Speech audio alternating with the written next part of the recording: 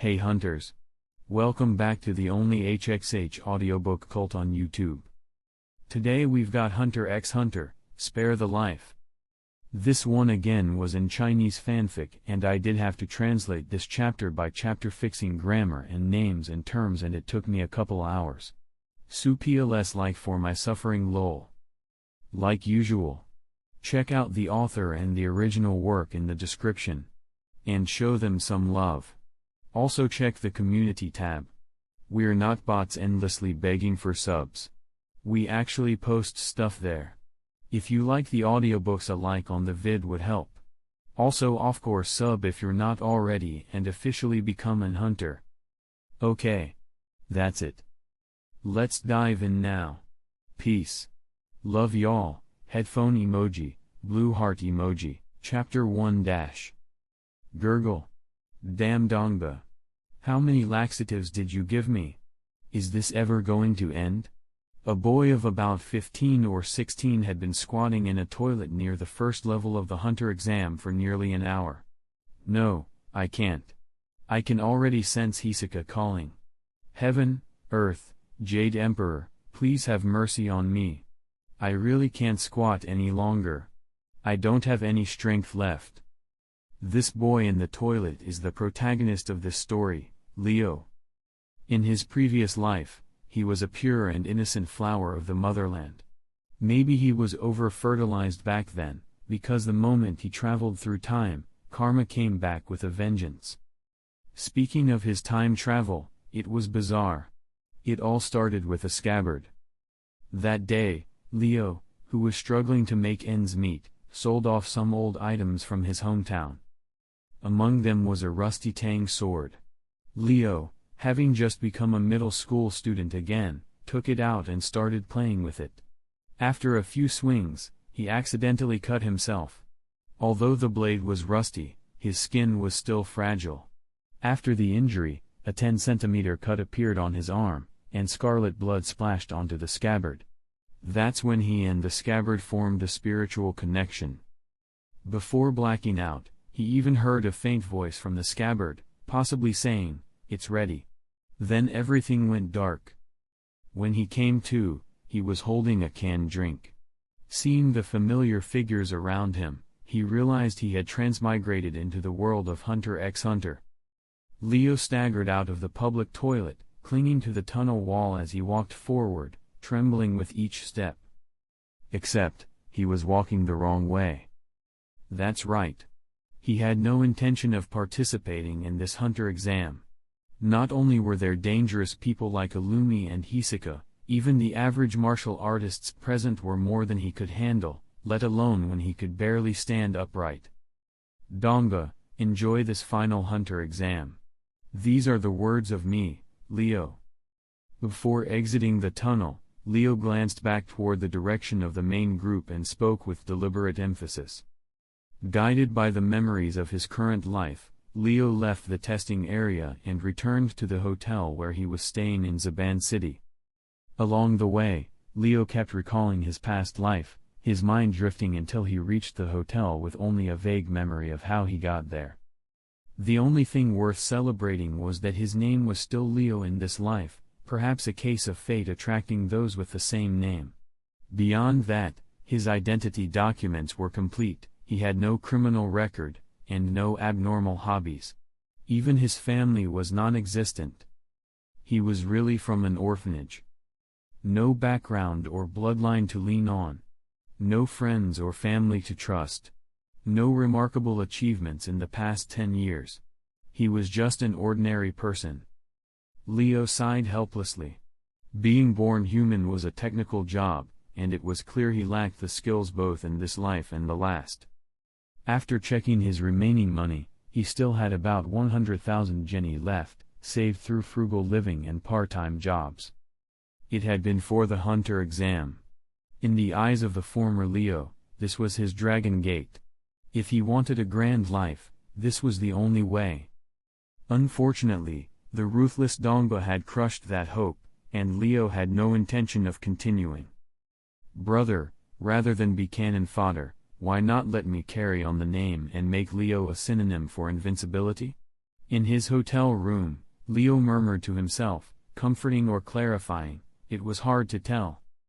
After a day of rest, Leo packed his things and set off for the Republic of Padokia.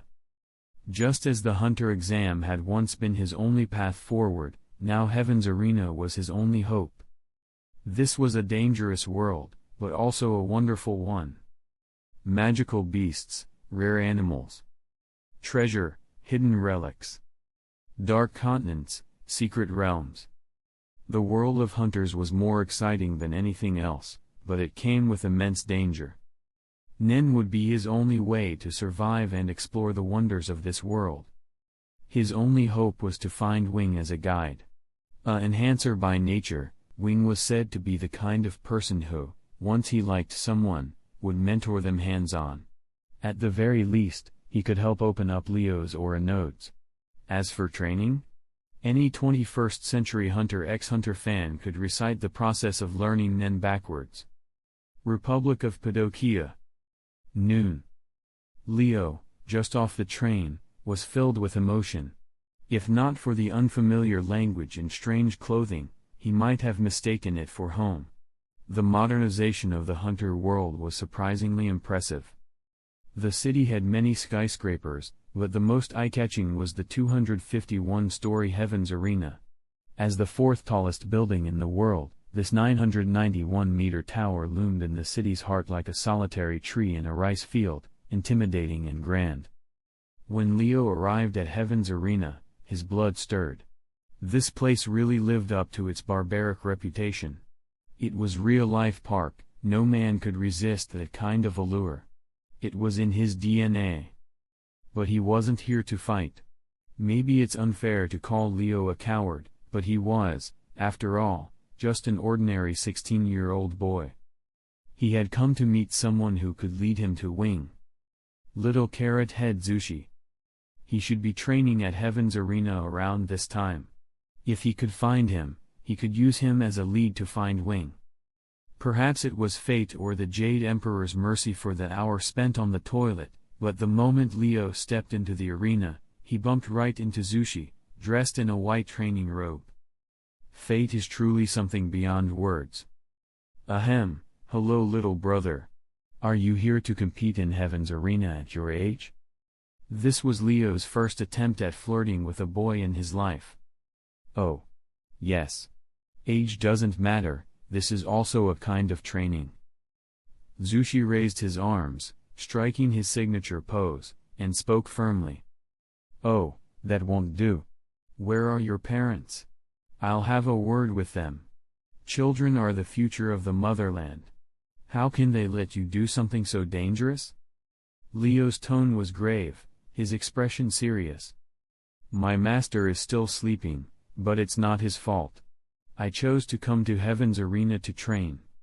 Big brother, are you a staff member or something? You're meddling too much.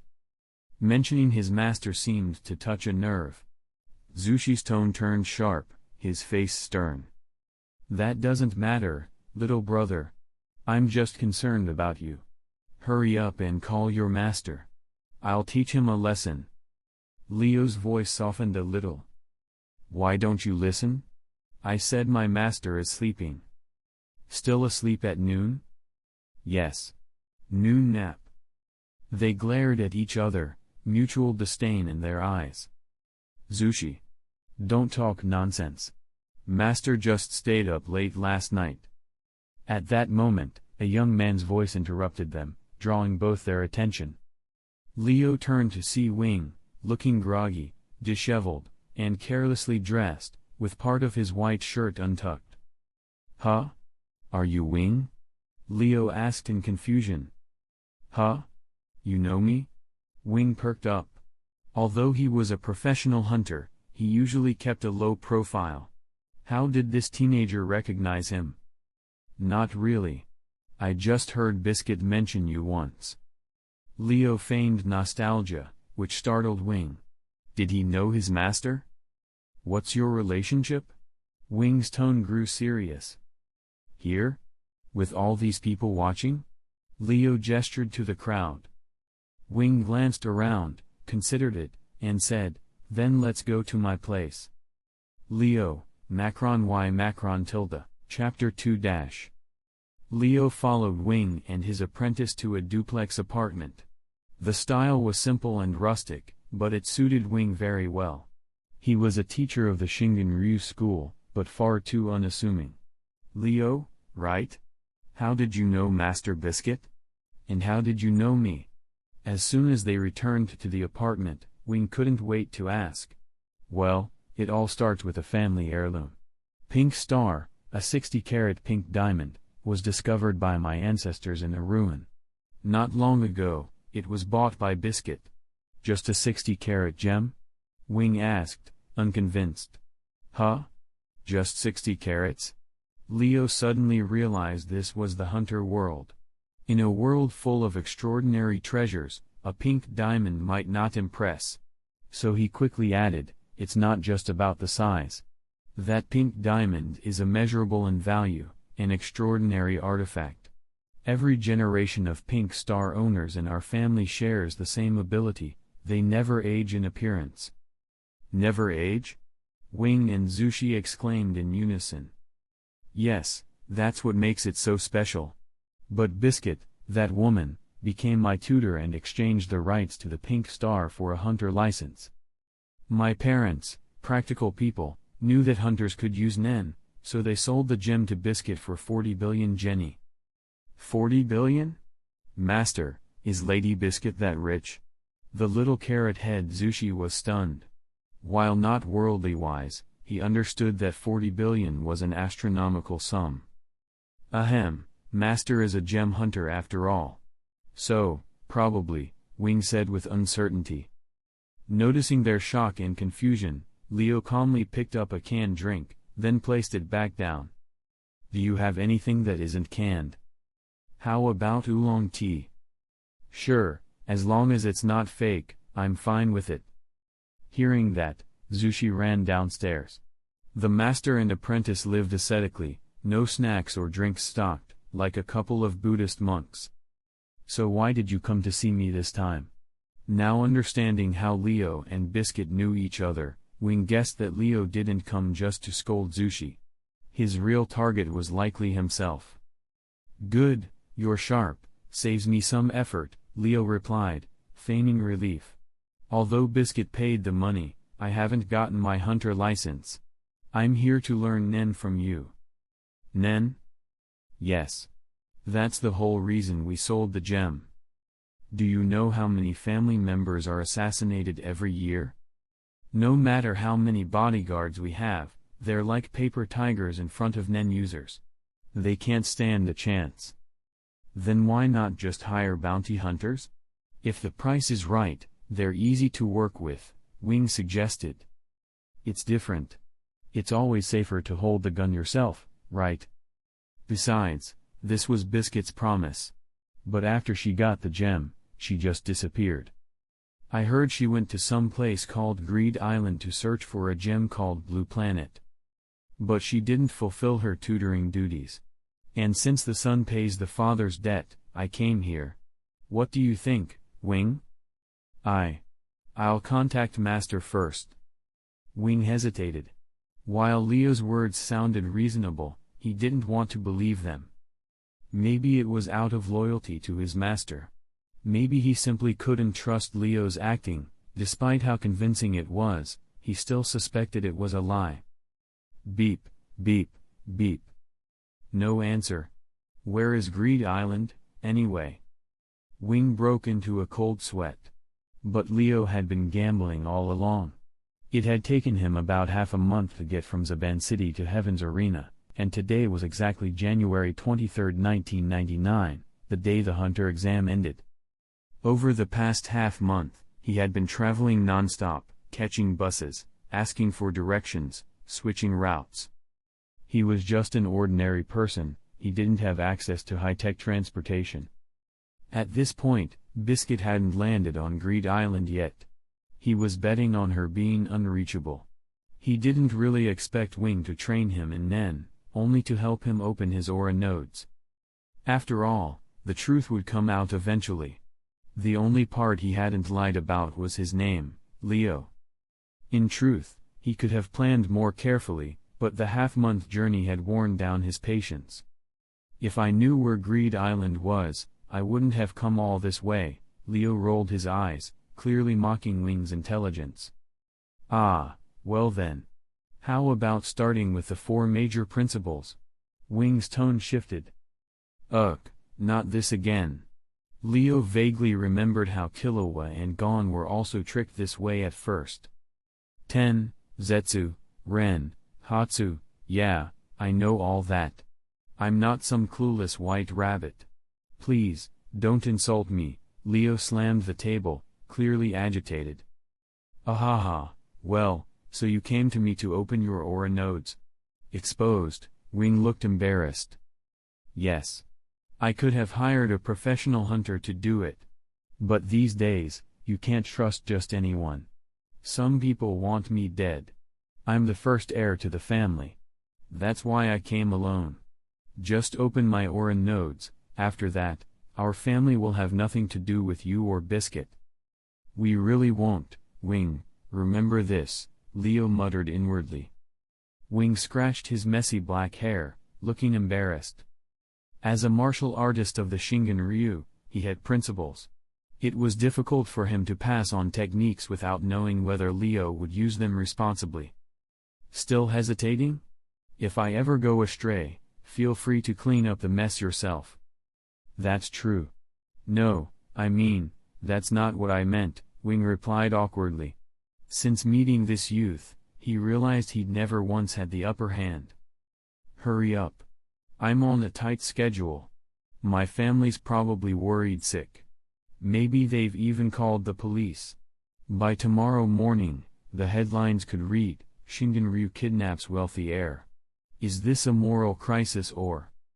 Okay. I get it. Clenching your teeth and forcefully opening the aura nodes, this is similar to shock therapy. It forcibly unblocks the aura nodes in the body, allowing the Ren to circulate. But you already know this, right? So I won't explain again. Turn around and take off your shirt. Leo removed his coat and stood in front of Wing. A moment later, he felt a burning, expanding sensation spreading from his skin through his entire body. Here we go. As Wing's voice dropped, a sharp pain hit, and Leo screamed involuntarily. All done. Your aura nodes are open, and now you should see the Ren flowing through your body. Huh? Wait, where's the aura? Leo didn't respond. The moment his nodes opened, he lost consciousness. A familiar voice echoed in his mind. More aura, I need more aura. Leo's state was the complete opposite of Gon and Killua's. Instead of emitting energy outward, he was absorbing it inward. Chapter 3 This strange situation had completely thrown Wing into a panic. He was doing everything he could to release his Nen to resist Leo's energy absorption. Master's assistant, Leo, I'm back. Zushi's voice came from the door. He walked in carrying a large bottle of oolong tea and a bag of snacks. Wing's eyelid twitched. He didn't even have time to question the snacks. Get out. Your aura will be drained too. Huh? What? Before Zushi could finish speaking, a powerful suction gripped his body, causing his Nen to flow uncontrollably toward Leo. Wing was furious. Leo. Zushi is still a child, stop it immediately. But Leo couldn't hear him, nor could he control what his body was doing. At this moment, his consciousness was locked in a strange confrontation with the scabbard inside his mind. Scabbard, are you my master? Leo, are you the one who brought me here? Scabbard, give me your energy, and I will make you the strongest in the world. Leo, how do I go back? Scabbard, the energy here is too weak. Let's go somewhere else, somewhere with abundant life force. Leo, how are you even speaking? Where's your mouth? The bizarre exchange was like watching two clueless players trying to land abilities on each other in a strategy game, visually intense, but fundamentally absurd and surprisingly humorous. During their standoff, the external aura absorption gradually subsided, A sense of hunger for more began to rise in Leo's consciousness. It seemed the scabbard had stopped because it deemed the local energy too weak, not because it had absorbed enough. Wing wiped the sweat from his forehead, picked up the unconscious Zushi, and laid him on the bed. He used his remaining energy to examine the boy and sighed in relief. Thankfully, Zushi was only exhausted, his life force was intact. He then turned a dark, brooding gaze on the unconscious Leo, clearly wanting to slice him open and figure out what was going on inside. Time passed slowly, measured by the rhythmic swing of a pendulum. Leo's body twitched, and his consciousness gradually returned. He regained control and a slight smile of joy appeared on his face. "Huh? Wing, what's with you? Didn't you just wake up? Sleepy again already?" Leo chuckled, looking at Wing, who was slumped drowsily on the couch. Hearing Leo's voice, Wing adjusted his glasses, sat up with effort, and spoke tiredly. "How dare you ask that? After your aura awakened, you started absorbing Nen from everything around you like a madman. Look around you, this is all you're doing." Wing pointed around the room, clearly exasperated. Following Wing's finger, Leo saw a room completely withered. That was his first impression. Death hung in the air. There wasn't a trace of life left. Was this the scabbard's doing? Though unconscious, Leo had felt something. Vaguely. Everything in this world has life energy, the only difference is how much. The moment you awakened, it was like I opened the gates of hell. You didn't even spare a piece of paper. This entire room is your masterpiece. I regret everything. Wing recounted the abnormality in Leo's aura with dramatic flair, then asked, "Something's wrong with you. Do you have any idea what caused this?" Leo nodded faintly, then quickly shook his head. "So is it yes or no?" Wing felt like he was going to lose his mind. He made a mental note to scold Biscuit thoroughly the next time he reached her. "I think it might be related to my Nen ability." After some thought, Leo decided to blame Nen. "Nen ability? That's possible. Then let's do a water divination test. You already know about the 6 types of Nen, right? This will clearly determine your affinity." Enhancement, water level changes. Emission, water color changes. Manipulation, the leaf moves. Conjuration, impurities appear in the water. Transmutation, taste changes. Specialization, no change at all. Got it. Leo obediently placed his hands on either side of the glass of water. Immediately, the color of the water turned dark red, like a cup of blood plasma. Emission? Or specialization? Wing was puzzled. If the water changed color, it indicated emission. But this intense red? It felt too extreme, almost unnatural. How could water change so drastically just from awakening? "Leo, you're training with me from now on. I won't raise a devil. If I ever determine that you're a threat to society, I'll remove you myself." Wing's tone was deadly serious, making Leo nod instinctively. Leo was about to decline when Wing interrupted. "I've already contacted Master Biscuit. She said she'll come visit you soon, so don't even think about refusing." Question mark. She's coming to see me. Or kill me. What the hell? Didn't Biscuit tell Wing the truth? I'm doomed. No, I need to go home. My family must be really worried right now. Leo quickly made an excuse. Don't worry. Master Biscuit already spoke with your parents. They agreed to let you train here. Wing's tone softened, perhaps because he brought up Leo's parents. You spoke to them? What did she do, visit the underworld? Did Biscuit buy a round-trip ticket to hell? Leo's mind was spinning. It was clear that Biscuit had seen through his lies, but rather than exposing him, she played along and even improved the story. Why? No, he had to escape. Leo made up his mind. Oh, and Master Biscuit told me to feed you some chromo seeds. It's a poison from ancient ruins, banned by the Hunter Association, but I happen to have some. If you don't take the antidote within 7 days, your body will slowly turn into a tree. It starts from your feet, you'll grow roots and dig into the ground. You won't be able to move, and within a month, you'll become a chromos tree.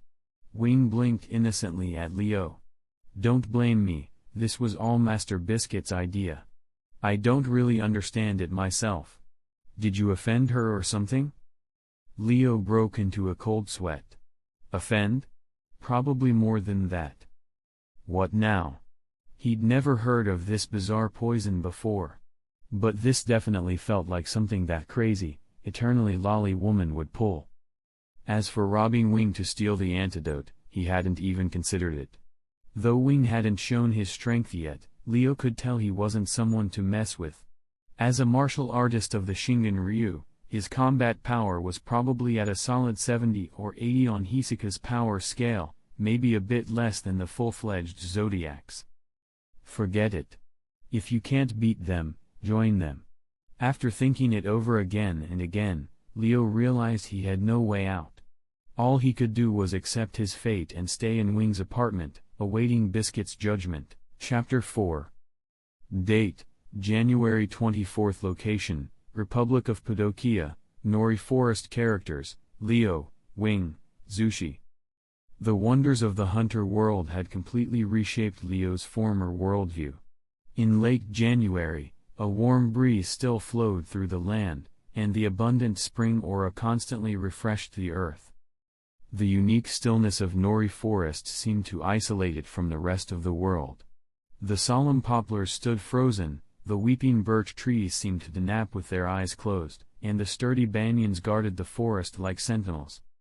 The only sound in the forest was the trio's footsteps. "It's too quiet," Leo murmured. Wing nodded. "Yes. That's because there are only plants in the Nori Forest." "Really? Not even bugs?" "No.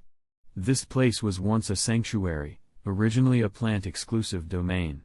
But it was overdeveloped, and gradually withered into what we now call Nori Forest," Wing replied softly, as though no longer concerned about Leo's recent loss of control over his nen. "Master, what's today's training?" asked Zushi, who was lugging an enormous bag. Wing glanced at the bundle. "Do you know why Master asked you to bring so many snacks?" Hearing this, Zushi lowered his head, cheeks flushed. "Sorry, Master. I shouldn't have snuck in that bag of snacks."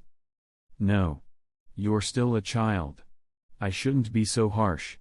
So today's practice, for you, is to eat the whole bag." Wing's tone was gentle. Leo looked at the giant package and suddenly pitied Zushi. This poor kid might never want to eat snacks again. "Leo, come with me," said Wing, who had moved ahead. He motioned for Leo to follow him into the depths of the forest, leaving Zushi behind. "Do you know why I brought you here?" Wing asked without turning around. "No idea. Your nen is too dangerous to living beings. I don't care what form your ability takes, but you must learn to control it." "In the forest?" "Yes. There's an abundance of life energy here. Even if your nen goes berserk again, you'll have enough to absorb." Leo nodded. Wing really was the ideal teacher, thorough and thoughtful. After half an hour of hiking, Wing stopped. "This spot will do. It's far enough from the outskirts, and no one usually comes here.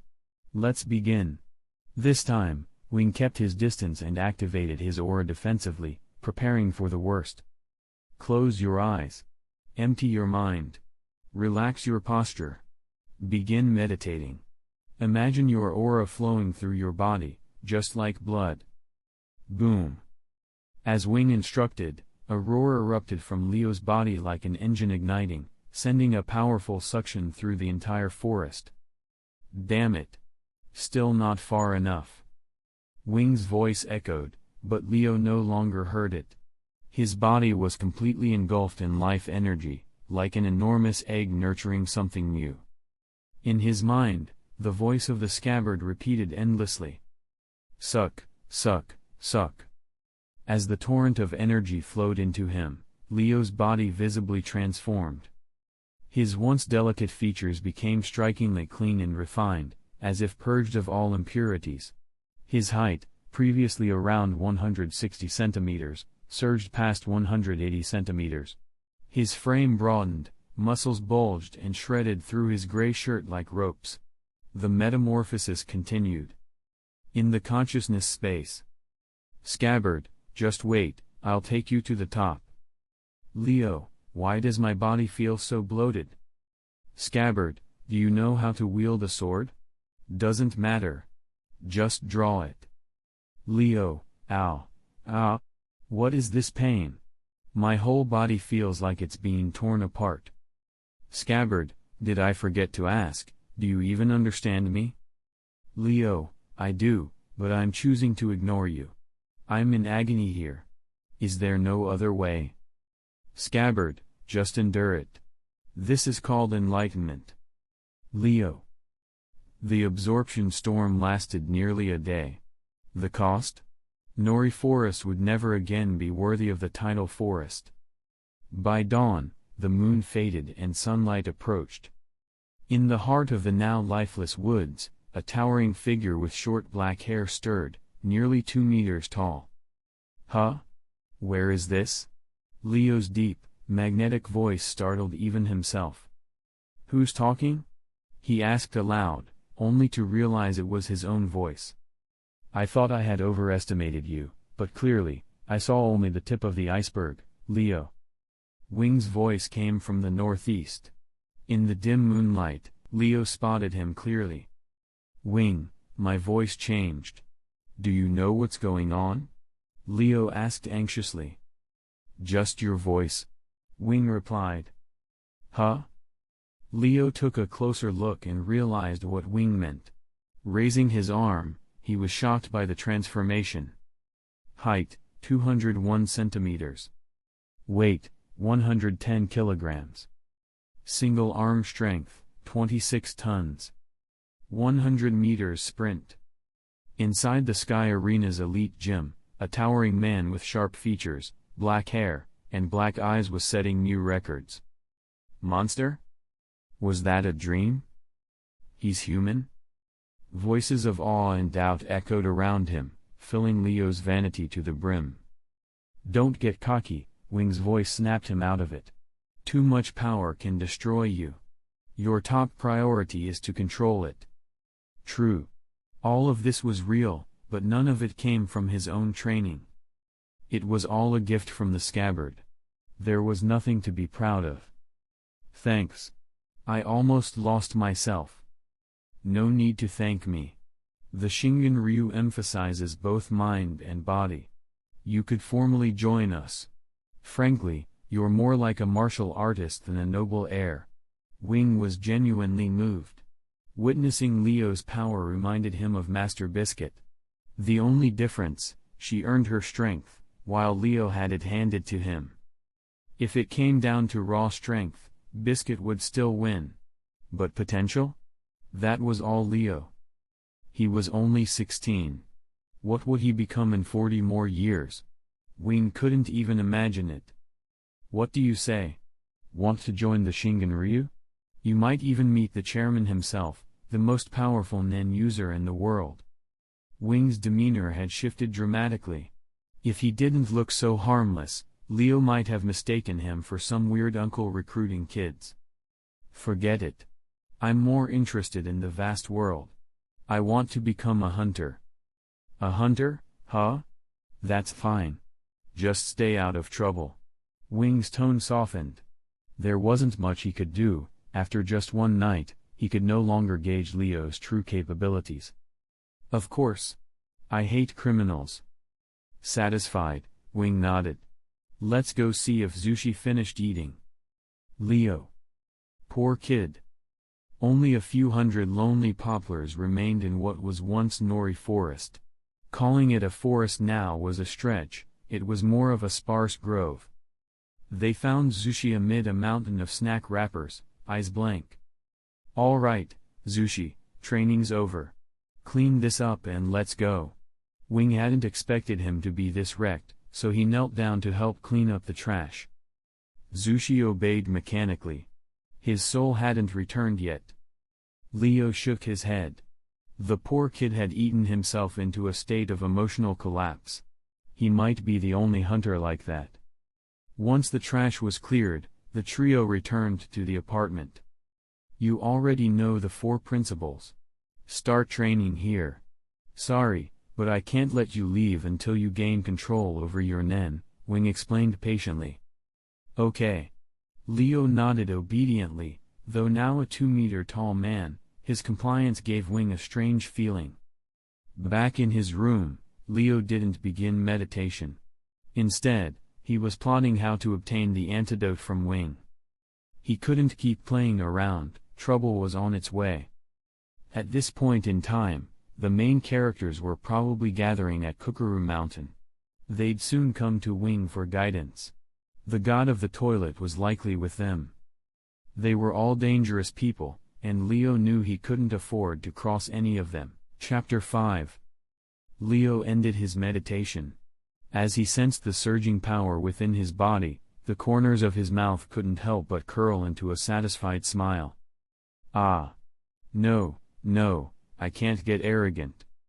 Recalling Wing's stern warning, Leo quickly composed himself.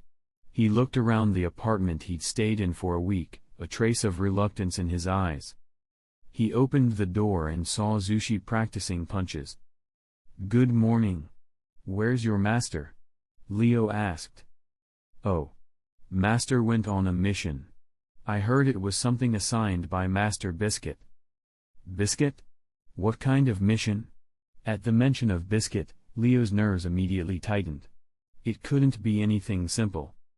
Collecting torture devices.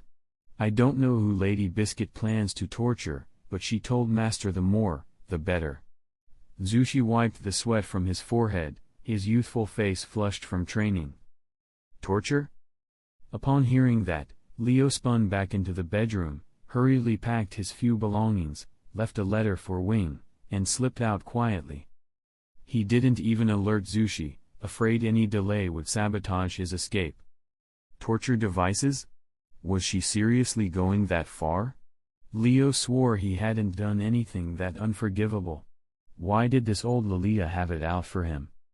Unfortunately, Leo's escape didn't go as planned. Just 1,000 meters from Wing's apartment, a murder had occurred. The victim was a man with black hair and a spider tattoo on his back. He lay in a pool of blood, face down, making it impossible for Leo to see his features. But the murderer? Leo saw them clearly. Wavy red hair. Star in teardrop painted beneath her eyes. A poker-patterned outfit. Brown high heels. It was Hisaka, and there was no escape. Cold sweat formed on Leo's forehead. His legs turned weak.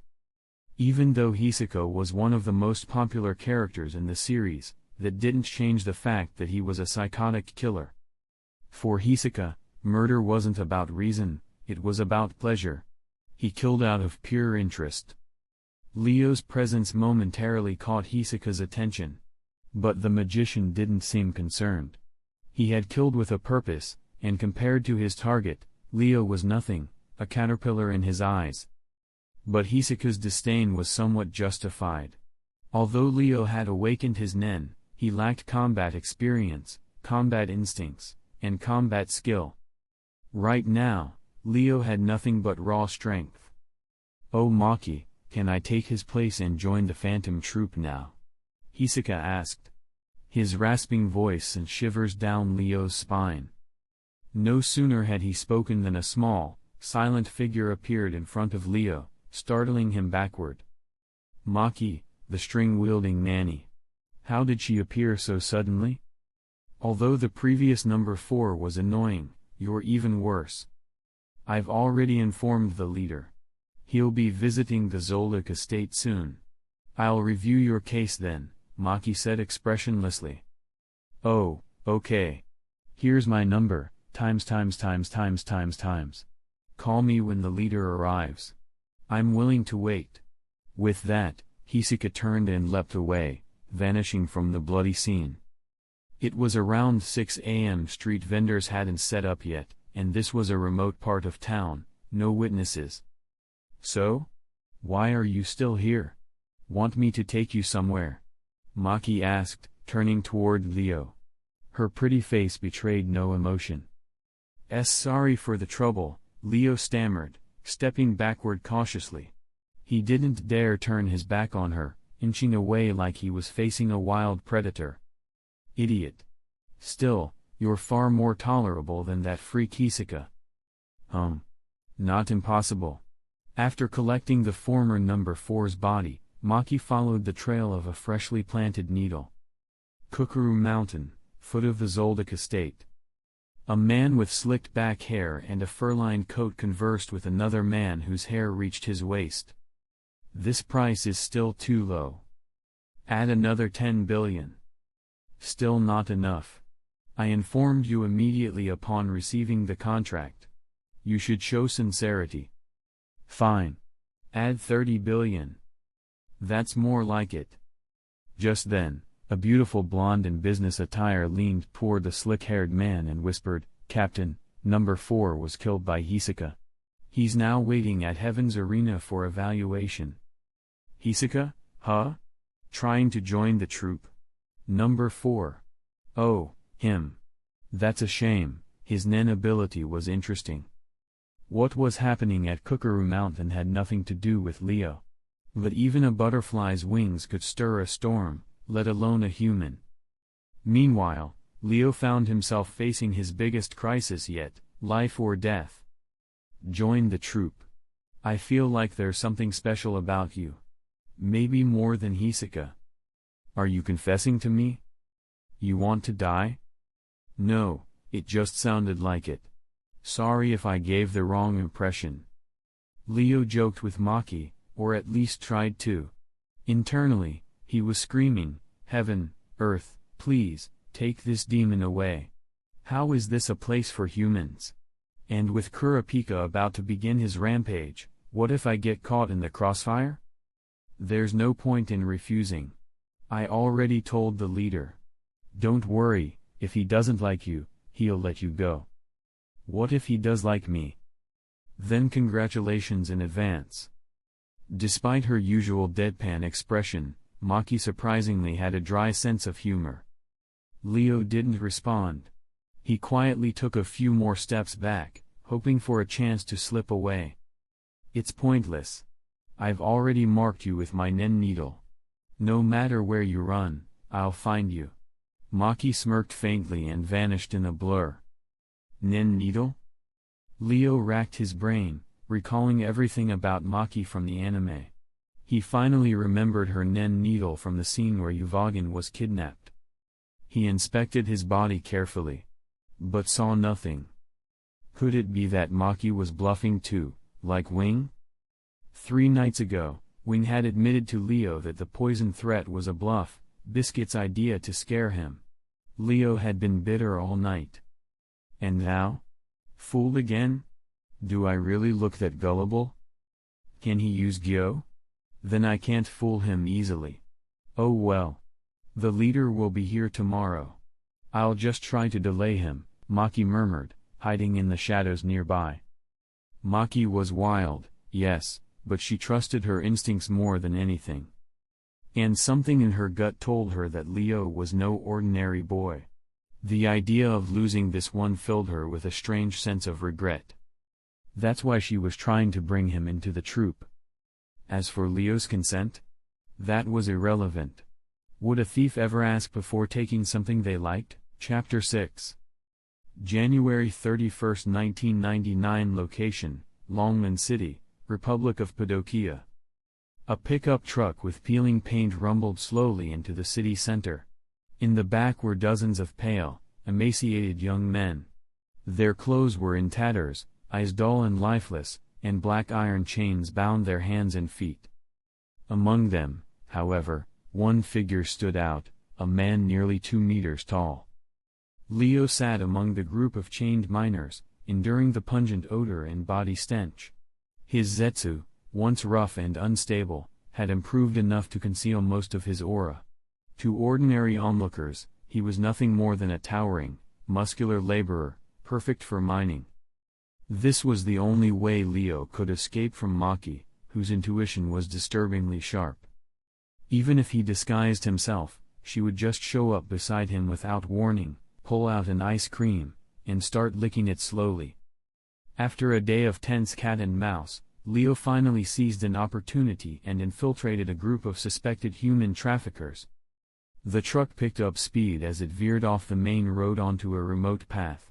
The terrain grew rough, and the miners in the back were bounced around like potatoes in a sack. Leo couldn't take it anymore. Hisaka, the undisputed master of psychological profiling, had once said that emission-type users were impatient. Leo fit that mold perfectly. His patience was as reflective as the dull ring in his pocket. With a slight flex, he snapped the iron chains binding him.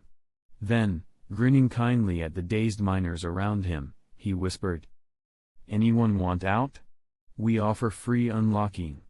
100% success rate. Highly recommended." Silence. Seriously? Not one of you.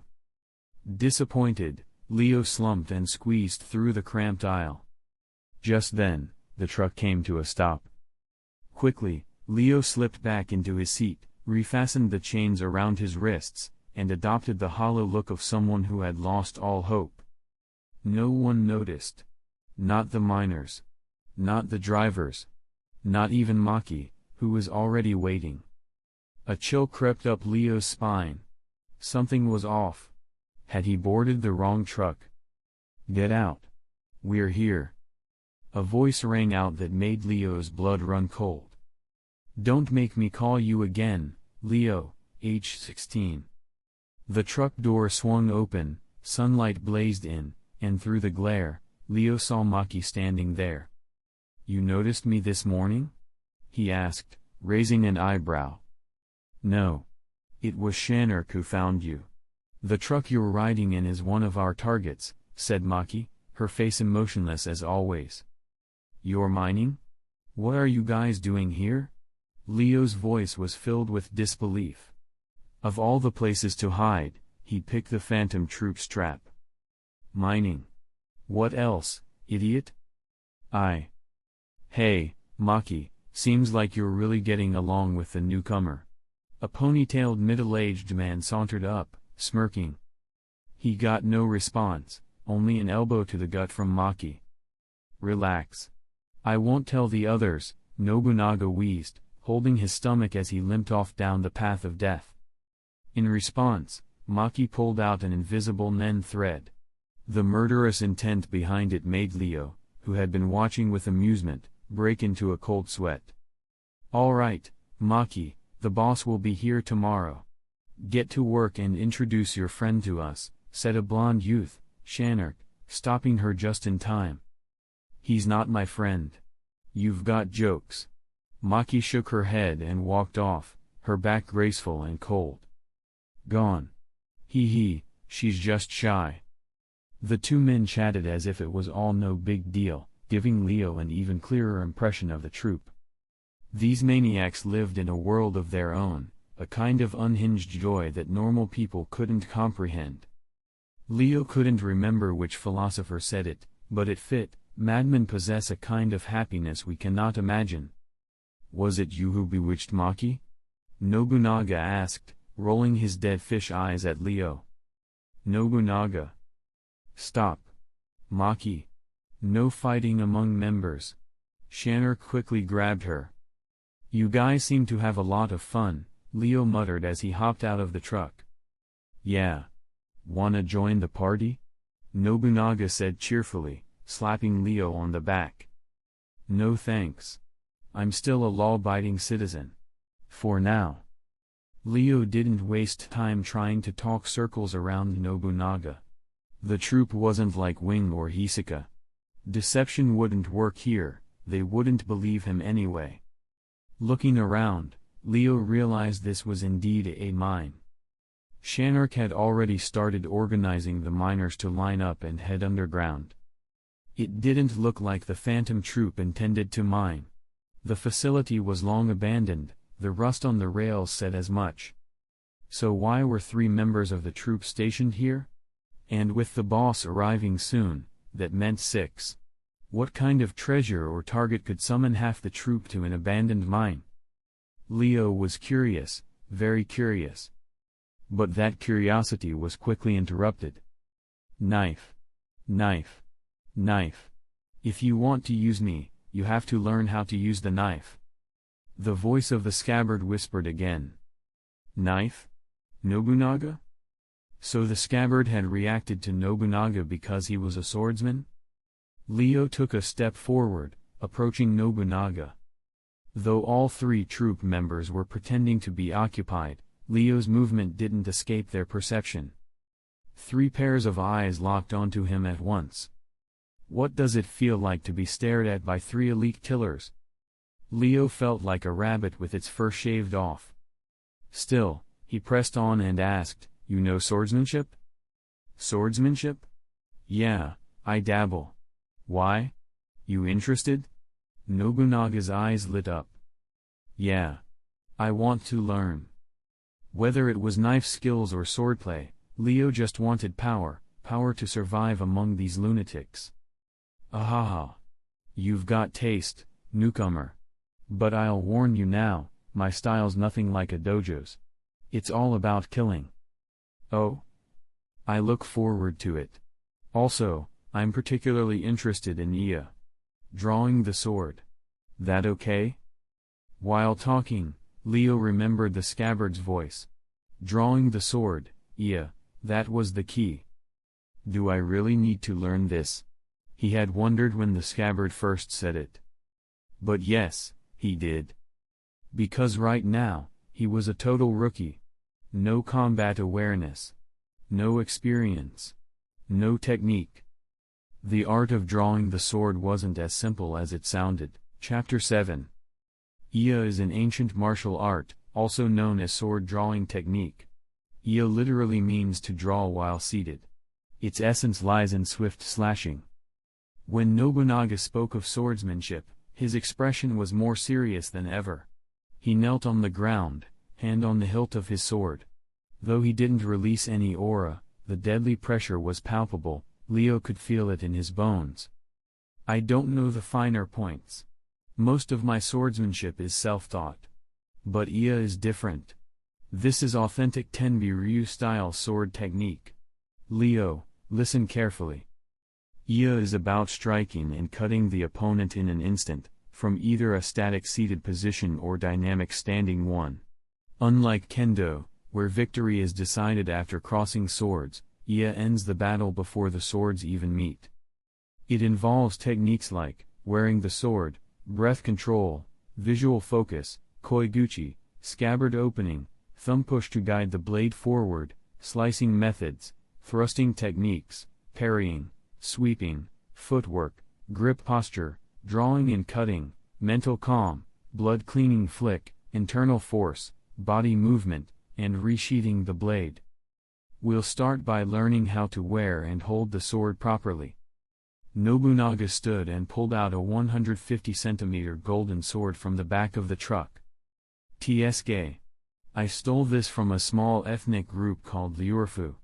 I liked it too much to use. Lucky you, it's free. Stolen? Leo hesitated. What? Afraid it's cursed? Nobunaga shot him a knowing look. No, it's just. Never mind. I'll take it, Leo sighed. He didn't want to think about how many families had been ruined by this ornate, gold-patterned sword. This blade is called Ryuji.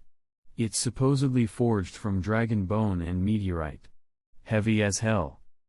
Leo didn't think much of the weight comment. He had the strength to lift dozens of tons with one hand. What kind of sword could possibly? Boom. Leo's arm was slammed into the rocky ground by the sword's weight. Since they were in a mine, the floor was mostly stone. His hand sank deep into it. Maki didn't misjudge you. Your arm strength might even rival Uvagin, Nobunaga said sarcastically. The weight of the blade adjusts to match the user's strength. The stronger you are, the heavier it gets. Pretty cool, right? Leo seethed. Could have said that earlier. Struggling to lift Ryuji out of the rock, Leo realized why Nobunaga treasured it. This wasn't just a weapon, it was a test of strength and technique. You'll use Ryuji to practice sword grip. Once you take position, don't move, no matter what. Got it? Got it. Leo held Ryuji in the pose Nobunaga demonstrated, looking every bit the part of a samurai preparing to draw. Not bad. Let's see how long you can hold it, Nobunaga muttered. Sky Arena. Hisaka lounged in a luxurious room, idly flicking playing cards between his fingers. Ah. The boss still isn't here. Why hasn't Maki called yet? Far away, Krilo, Pakinoda, and Finks had left Kokoro Mountain, but they weren't headed to Sky Arena. The next day, Leo remained in his original pose. His black training uniform was soaked with sweat. This was torture for someone with so little patience. Not bad. Keep practicing your grip to maintain the proper feel, Nobunaga commented. So, is that step 1 complete? Leo asked hopefully. Humph. Not even close. I just don't have the time to let you practice slowly. I'm going to teach you all of Iya today. How much you learn is up to your comprehension. Alright. So began Leo's formal instruction in Iya. Nobunaga taught with focus, and Leo learned with the same intensity. Time passed slowly. Is that the new guy? What's going on with Nobunaga? The pair was so absorbed in training, they didn't notice the arrival of 3 more figures, Krilo Lucilfer, Pakinoda, and Finks, fresh from Kokoro Mountain. Last year, the troupe had offended a mafia family during a heist. That family had the Zoldyck family issue a bounty on the troupe. Unfortunately, Illumi sold that family out to Krilo. The other troupe members not present now were likely dealing with them. Boss, this new kid seems serious about Iya. He's been with Nobunaga for almost 2 days, said Shanark. Oh? What does Maki see in him? Krilo asked, taking off his coat and handing it to Pakinoda. Nothing specific. I just have a feeling we shouldn't let him slip away, Maki replied, her voice echoing through the mine. Ha ha. Feeling? Don't tell me you've fallen for him. Finks laughed. Finks. You wanna die? Maki snapped. For once, her calm mask cracked, veins throbbed visibly on her forehead. Finks, enough. How's the ruin excavation going? Pakinoda intervened before things escalated. We've located the entrance, but the door has a unique lock. No clue how to open it yet, Shanark answered, flipping through his notebook. Have Cordopi make a copy. But we don't have the original. Then call Yuvagin. I agree. As the troupe discussed how to access the ruins, Leo's training concluded. You're not an enhancer, are you? Why are you learning Iya? Nobunaga asked curiously. I'm not. I'm an emitter. I'm mostly learning this for fun. And, well, it looks cool. Cool, huh? You're a weird one, Nobunaga chuckled. Leo laughed awkwardly and fell silent. In the consciousness space. Scabbard, that Ryuji blade looks nice. Sleek, refined, easy on the eyes. Leo, how do I activate your power? Scabbard, just insert it. Hurry, I can't wait anymore. Leo, wait, what? Insert what where? Scabbard, you idiot. Just materialize me. Don't you have Nen? Ugh, you're so dense. Leo. Materialize. He couldn't do that. The problem was, the old thief, author, never explained how. Maybe he should ask Nobunaga? But if he suddenly jumped from Iya training to conjuration, they'd definitely suspect he was hiding his true abilities. This was urgent. Like, asking online for help urgent. Chapter 8. The abandoned mine in Longland City sits on the far side of Longland Mountain, beside a wide river. Though the surrounding landscape is beautiful, the mine itself is desolate. Legend has it the mine is haunted. All of the miners and managers reportedly vanished overnight. The Longland municipal government once hired professional hunters to investigate, but they found nothing. It was as if hundreds of people had vanished into thin air. "Do you think those miners ended up in the ruins?" asked a handsome young man with blonde hair, Shanark. "No way. It's hard enough for us to get in, how could they?" Finks responded. "Maybe the ruins opened on their own?" Shanark suggested. "Maybe, but there haven't been any signs of that. Right?" "No. Got it." Shanark suddenly shouted. "What is it? What's wrong?" "They're gone. All my puppets are gone. It seems this ruin really does open by itself." As he spoke, a miner under Shanark's control suddenly vanished. "Where?" Nobunaga grabbed his katana, already preparing to head into the mine. "Mine shaft number 4. "I'll go with you," said Shanark, closing his notebook. "I'll come too," said Finks. "No. Only 2 people at a time. If you're not back in 30 minutes, another team goes in," Krilo said, not looking up from his magazine. "Okay then. Me and Maki next?" Finks asked. "No. Maki and Leo. You're going with me. Pakinota stays topside," Krilo replied calmly. "Huh? The 2 of them?" Maki recommended him. "If you don't take responsibility, who will?" Krilo added, rejecting Maki's request to go alone. "Mine shaft number 4. The dim lights flickered like someone was playing with the switch. Shanark and Nobunaga advanced cautiously, they'd sensed something. "This isn't good. I thought the ruins opened on their own. But there's something down here. Something that wiped out all the miners in seconds. Be careful, Nobunaga. Like I needed you to say that." They moved back to back through the shaft, Nobunaga's N already deployed. Whoosh. "Who?" Whoosh. "Mine entrance." Leo and Maki stood at the ready. If there was no word from Shanark and Nobunaga in 20 minutes, they'd go in. "Maki, do you know how to materialize?" Leo whispered. "Materialization? Didn't you play with clay as a kid? Basic conjuration is like molding clay." Maki answered offhandedly but began wondering why Leo was asking about conjuration. "Clay? Nen?" Leo got it. As he visualized the scabbard, Nen began to flow into his hands. "Is that your Nen ability? A scabbard?" Maki asked, intrigued. "If I said Ryuji's scabbard was uncomfortable to hold, would you believe me? You think I'm an idiot?" "No, I mean, yeah, it's my Nen ability. I'm an emitter, so I'm trying to." "Enough. I don't humor lies," Maki cut him off. She could tell he wasn't being honest. "TCH. Believe what you want." Leo shrugged. "It's time. Looks like Nobunaga and Shanark are in trouble." As Krilo finished his sentence, Maki jumped into the mine. After glancing once at Krilo, who hadn't even looked up from his magazine, Leo followed. Escape was no longer an option. He'd just have to deal with things as they came. As for joining the Phantom Troop, he'd never truly considered it.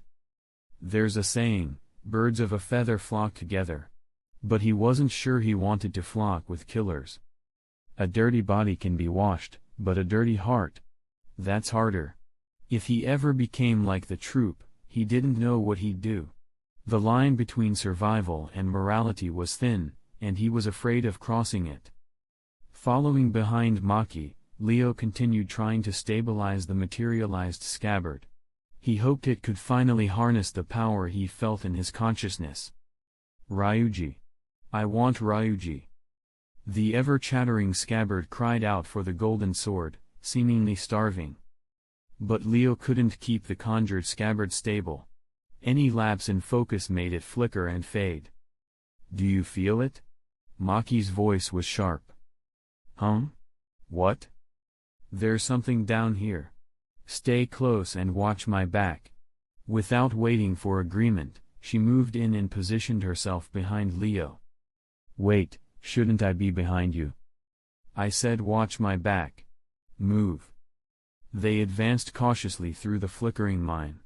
The unsteady lights made everything feel surreal. Whoosh. What the hell? Leo shouted. He'd seen a black shadow flash in front of him. Did you see it? Maki asked urgently. Yeah. It was black, had horns. And it was fast. Horns? A flicker of murderous intent crossed Maki's face. The air around Leo turned icy. They continued deeper, but the shadow didn't return. Had it been scared off by Maki's killing intent? But if so, why hadn't Nobunaga and Shanark come back? Maki rested her hand on Leo's waist, her thoughts racing. Maki, I think we're lost. We've been here already, Leo said sheepishly. What? You sure? Yeah. Damn it. Maki kicked a rock in frustration. If she was right, then Nobunaga and Shanark were probably trapped the same way. She didn't use N to scout. First, her N only extended 3 meters. Second, using Nen too much here could be dangerous. You know how to use N? Nope. Maki clicked her tongue, annoyed, at him or herself, maybe both. Ah. That's Nobunaga's sword. Leo pointed. It stood upright beneath a miner's lamp ahead. It's definitely his. Maki looked worried. The sword, it's moving. Leo noticed it was trembling. No, more than that, it was tracking something, like it was still in its owner's hand. Maki quickly stabbed a Nen thread near the sword. Ah! A voice yelped, Nobunaga. What's wrong? Nobunaga? Something poked me. Felt like Maki's needle. Based on the timing, she and Leo probably came down too. Nobunaga, are you sure it was her Nen needle? Shanark asked. It felt exactly like her. No doubt. Then they're nearby, maybe even right behind us, Shanark realized. This mine must be a ruin, and this phenomenon is from the ruin's power. They can't see or hear us, but Maki's needle still hit you. Know what that means? How should I know? You're the nerd, go figure it out, Nobunaga snapped. It means we're in the same space.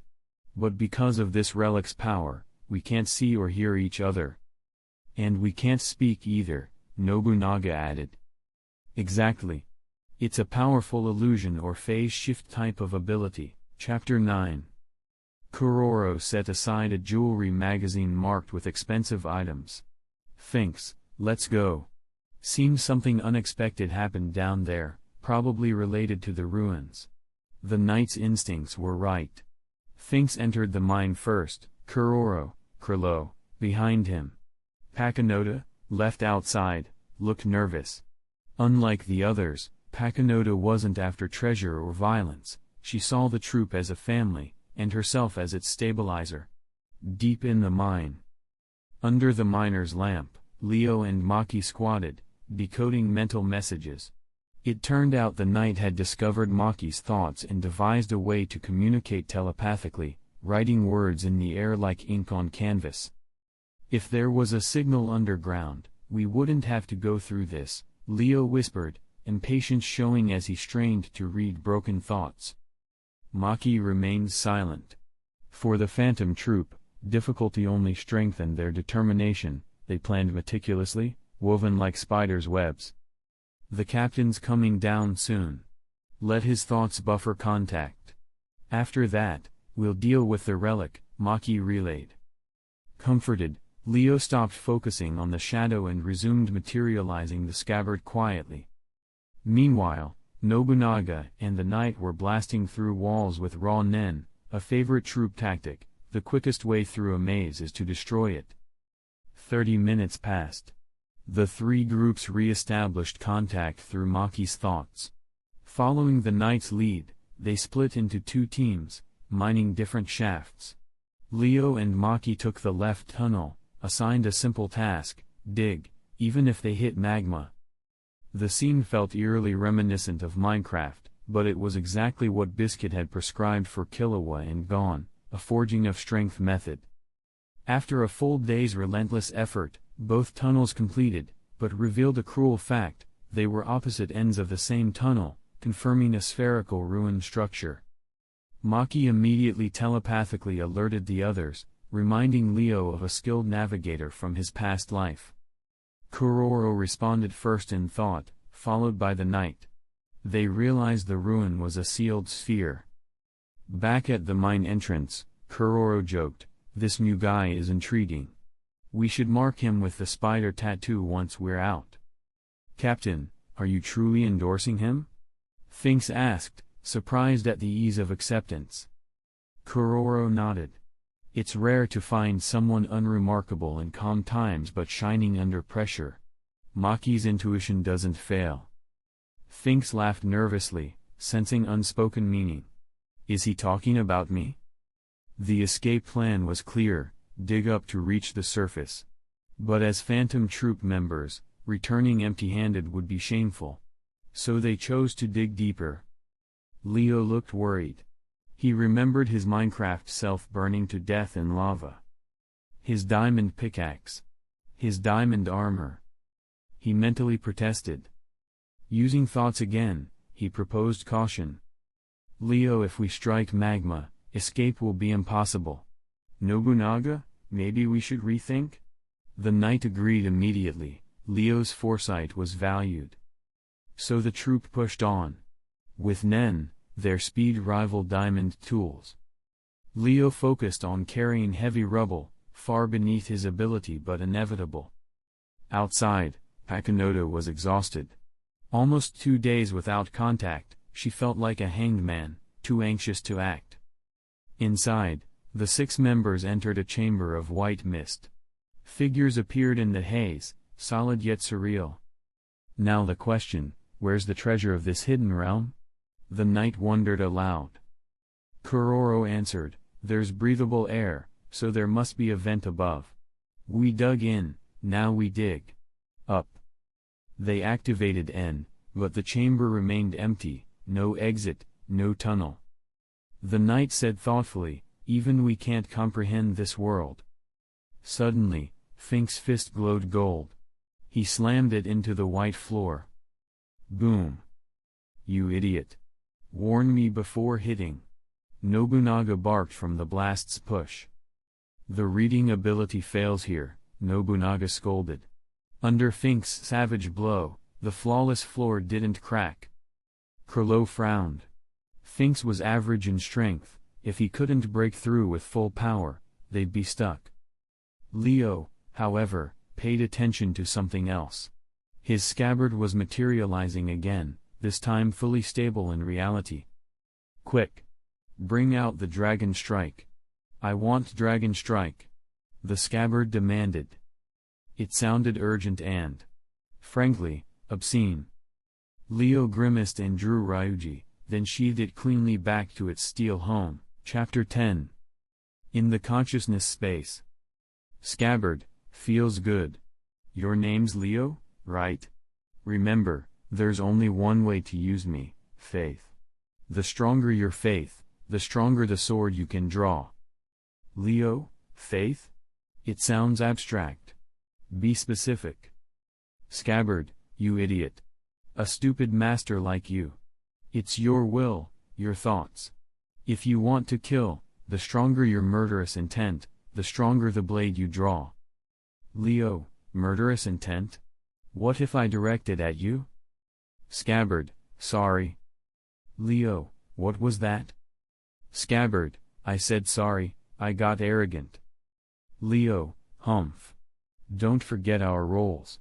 No more screaming in my head." "Scabbard, I'll wait."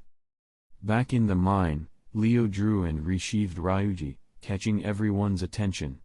Maki recognized it as Nen, and everyone stared at him. "What are you doing?" Nobunaga asked as he approached, but Maki blocked him. "He's refining his Nen," Looks successful. Nen ability? The sword? No, the scabbard, right? What's his type, Maki? Kuroro asked, intrigued. To him, bizarre Nen powers were as valuable as treasure. Emitter type, Maki replied. He's practicing conjuration, not emission. Either he doesn't understand Nen, or the scabbard itself determines his power. And he learned Iya from you, Nobunaga. Nobunaga nodded. That's right. Kuroro analyzed, so his Nen uses Iya as the medium, the scabbard as the core, and emission as the root, basically sword chi. Sword chi? They were all puzzled. Games have had this, massive sword energy from a blade. But never seen it live, mused Kuroro, eyes bright. The usually nonchalant troop members now focused entirely on Leo, temporarily forgetting their predicament. When Leo awoke, 5 pairs of eyes stared at him. Pressure mounted. Why are you staring at me? Weren't we supposed to find the exit? Have you mastered your telepathic skills? Maki asked. Leo swallowed. Yes. Sword chi? Kuroro asked. Leo looked astonished, as if Kuroro had read his mind. Yes, he admitted. It's sword energy. Really? Yes, real sword chi. They all looked as if they'd been struck by realization. How do they know before I do? Though sword chi was indeed his primary Nen, it wasn't all he could do. Leo's gaze turned distant. Don't be upset, Nobunaga said, putting a hand on Leo's shoulder. We're all crew. We'll figure this out. And Kuroro has okayed it, when we escape, Maki will tattoo you with a spider. If only it didn't help Kurapika chain you up. Leo gently shrugged off Nobunaga, then looked at Kuroro. Captain. Any exit plan? No. Then let me try. With that, Leo assumed his Iya stance. Nobunaga nodded approvingly. Try?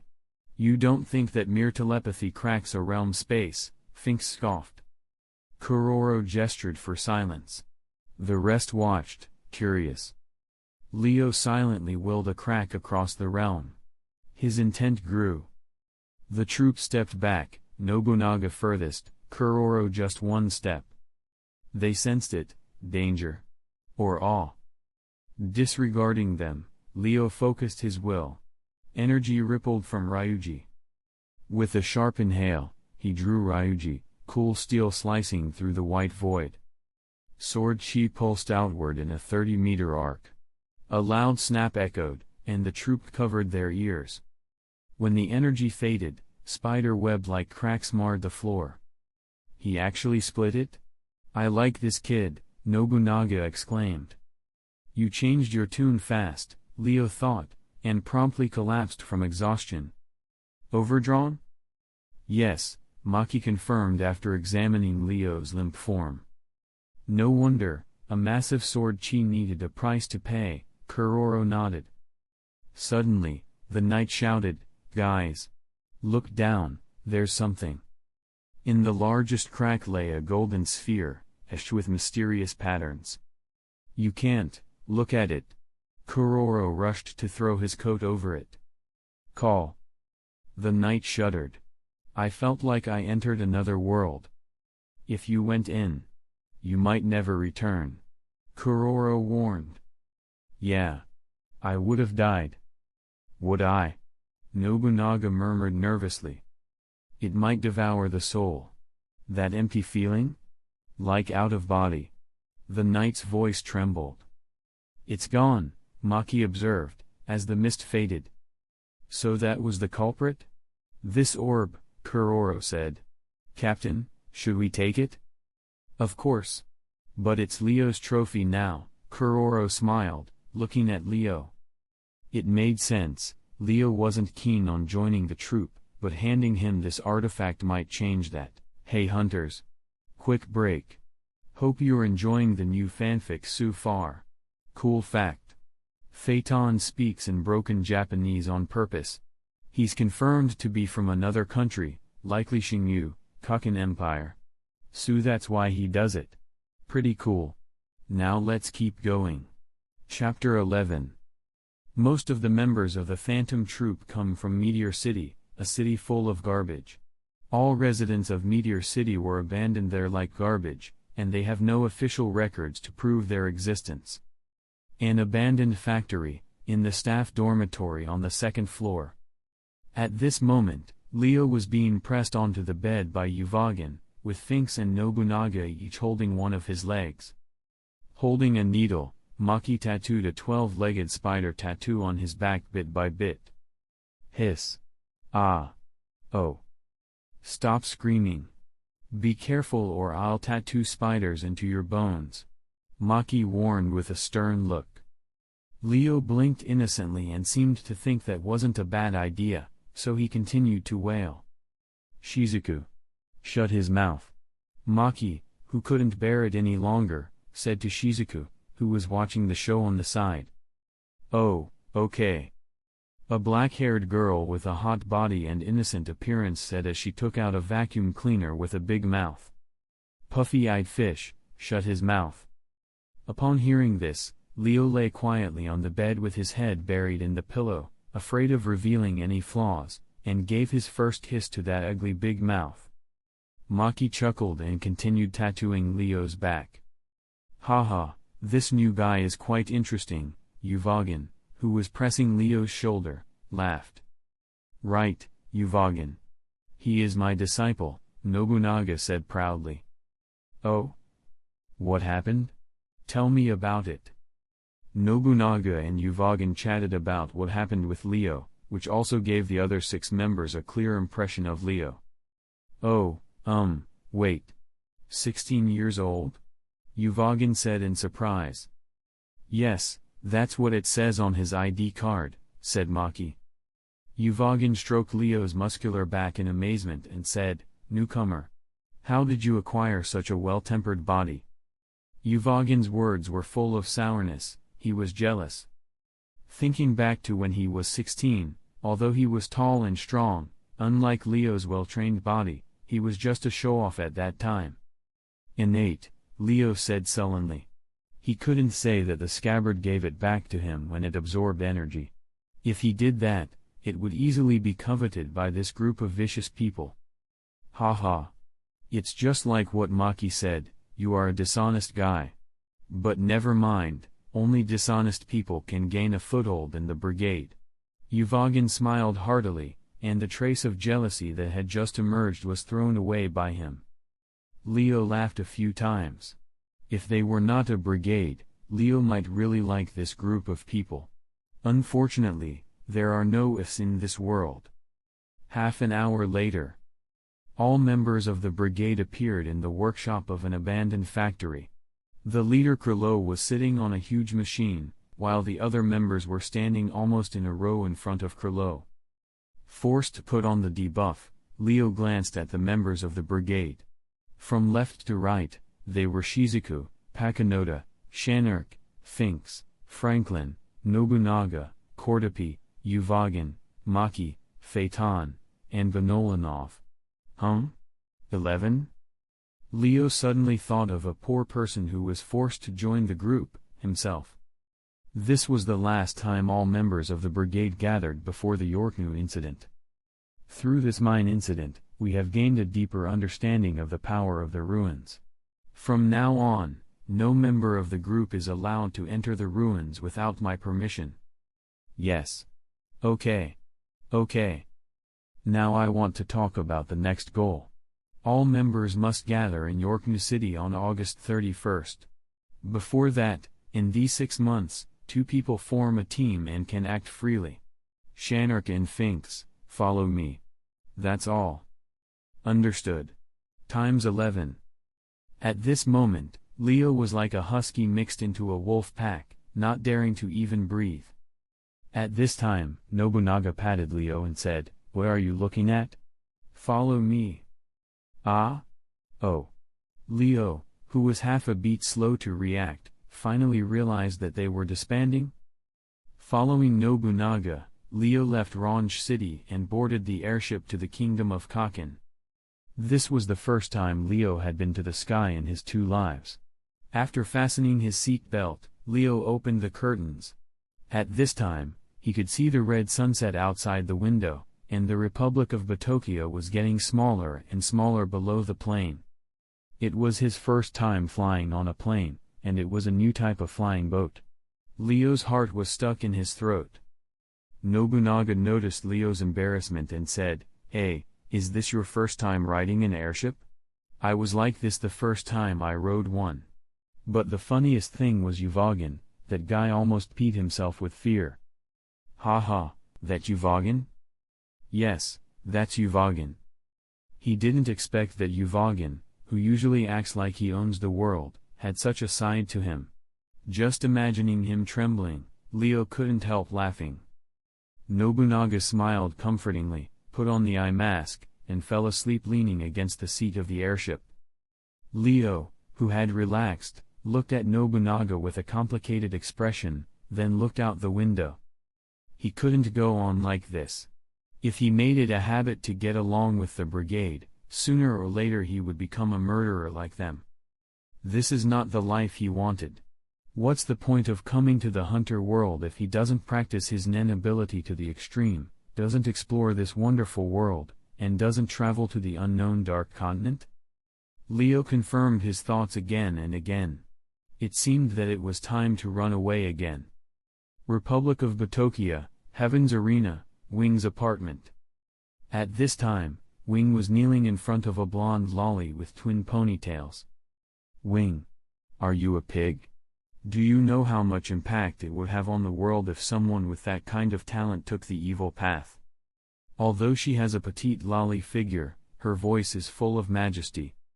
Wing, who was kneeling on the ground, wanted to say something, but when he opened his mouth, no sound came out. Leo sneaking away was indeed something he had not expected. He thought he knew the boy well enough, but he did not expect that was just what he had been led to believe. Perhaps he never spoke a word of truth. A deep sense of self-blame emerged on Wing's face. "Humph. I'll go find him now. Send me his photo. Also, you will be the one who will review the final level of the hunter exam. Don't mess up again." "Yes." Wing lowered his head deeply. Chapter 12. No matter how long the journey is, it will eventually come to an end. Leo and Nobunaga got off the airship and entered the capital of the Kingdom of Kaken, Ui City. "Do you know why I brought you here?" Nobunaga was strolling through the streets of Ui City, holding a milkshake that was wildly inconsistent with his personality. "Practice?" Hee, that's right. This is a holy place for kendo, with countless kendo fields. When I don't have to carry out missions, I come here to train. After Nobunaga threw the milkshake bottle into the trash can, he took Leo into a dojo. "Hi. Hey, it's Nobunaga. I haven't seen you in a while," said a middle-aged man in a white shirt and black pants, carrying a wooden sword. He was about the same height as Nobunaga, around 185 centimeters, with a buzz-cut, wheat-colored skin, and a long, narrow scar on his face. "Sensei. Is the master in good health?" Nobunaga shook hands with the man cordially. "That old monster? Still not dead."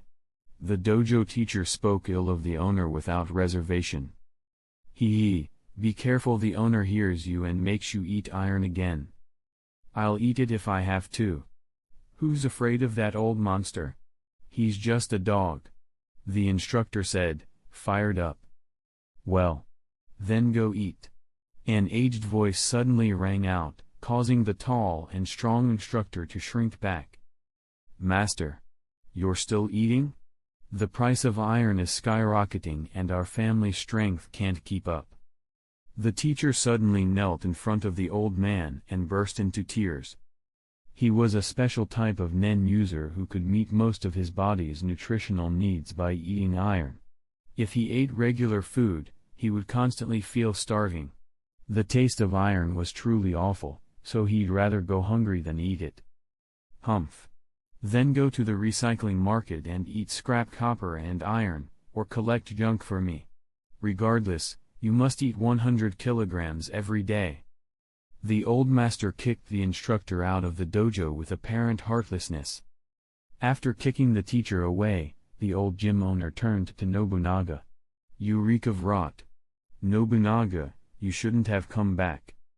Nobunaga instinctively grasped the hilt of the sword at his waist.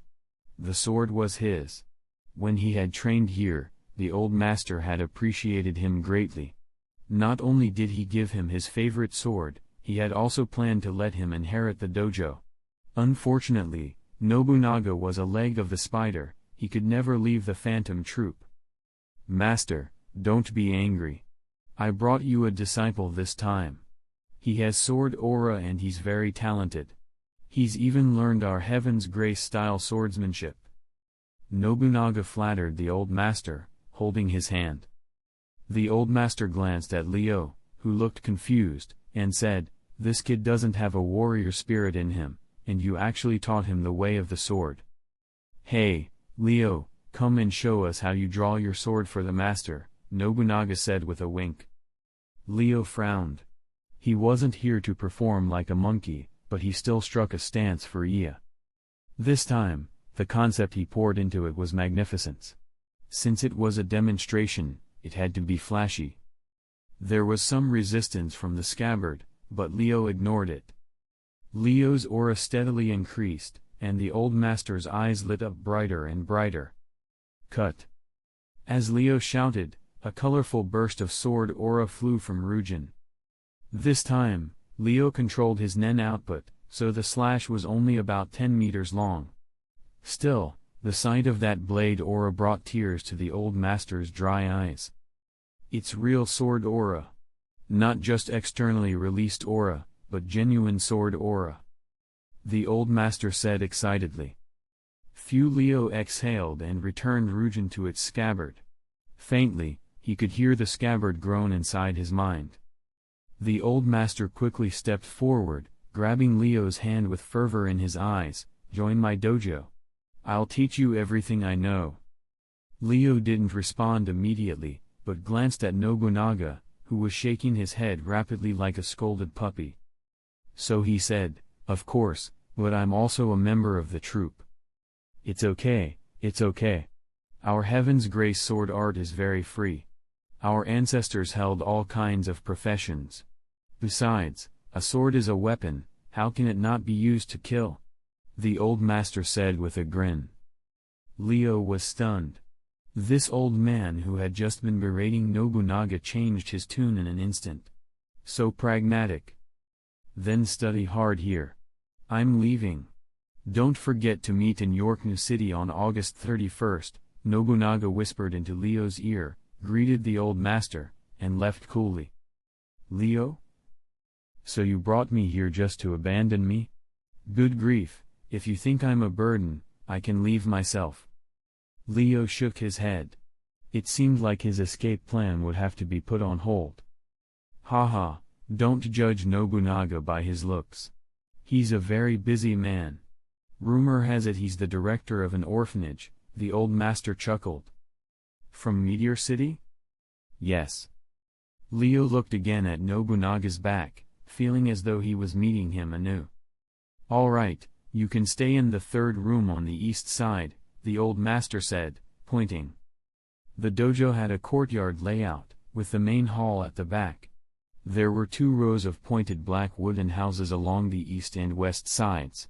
Leo's room was the center one on the east. Opening the door, Leo stepped into a traditional Japanese-style room. Standing on the old tatami mats, Leo looked over the sparse furnishings. It was simple, a screen painted with ancient scenes, and a corner bookshelf filled with volumes. He placed his bag in the closet, pulled out his bedding, and laid it out before heading back out. How is it? Pretty clean, right? That room used to be my son's, but he rarely visits now that he's a hunter. I keep it tidy, and the bedding is washed. The old master led Leo into the dojo. Once inside, the old master tossed him a wooden sword. Show me your basic kendo skills. Leo scratched his head awkwardly. I might not have any basics. I only learned Ia. That's even better. No bad habits. Let's start practicing with Suijin, the master said, demonstrating a swing. Leo began following his lead, and the master pointed out his flaws. Time passed quickly, half a month blinked by. Meanwhile, in the Sky Arena, Wing met his new students, Killua and Zushi. Unlike the original story, this time Wing was extremely diligent in teaching, even to the point of brainwashing, instilling the principles of Shingen-ryu into them daily. Wing-san is coming again, Zushi. Run, Killua said as he leapt from the apartment window. Wah, Wing-san, why do telepathic abilities have to be tied to being a good person? Zushi frowned, baffled as if reading divine scripture. Zushi, you have to understand, the reason it's called Nen is because it reflects our intent. If your intent turns evil, your Nen becomes evil and can endanger the world, Wing explained seriously. But I still don't really get what's good or bad. I guess I just shouldn't do bad stuff. Well, that's good. At that time, Wing didn't yet realize that Zushi, who lacked parental guidance and had an overly straightforward nature, might one day become either a god or a demon, depending on a single thought. This foreshadowed that Wing would never take on another student again. Chapter 13. After a day of practice, Leo took a shower, changed into sportswear, and prepared to go out for a stroll in this unfamiliar city. Remember to bring back some soy sauce. The old dojo master shouted from the courtyard. Hearing this, Leo waved his hand and left the dojo. Vendors lined both sides of the street, hawking their wares, a refreshing sight for Leo. With his height giving him a 2-meter vantage point, Leo quickly spotted the city's most iconic activity, sword fighting. It was noon, and the scorching sun did nothing to quell people's enthusiasm, it seemed to fuel it.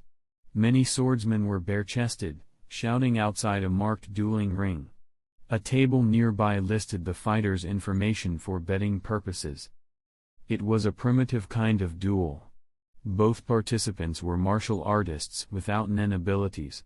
After watching for a bit, Leo lost interest, too flashy, not practical. Continuing through Ui City, Leo saw the truth of what Nobunaga had told him, this truly was a holy land for swordsmanship.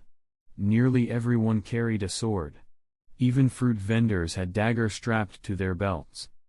Suddenly, a small figure collided with Leo. While he didn't move, the small person staggered, rubbing their head. Do you have iron in your body? Why are you so hard?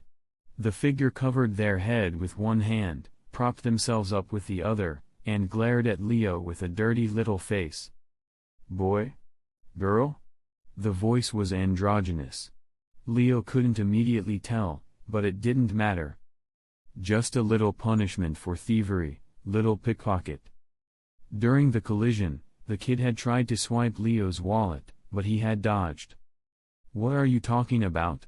I don't understand. The child scrambled up and fled the scene. Leo smiled wryly. As someone involved with the Phantom Troop, he had no right to lecture others on morality. After wandering for a bit, Leo returned to the Heaven's Grace-style dojo carrying a bucket of soy sauce.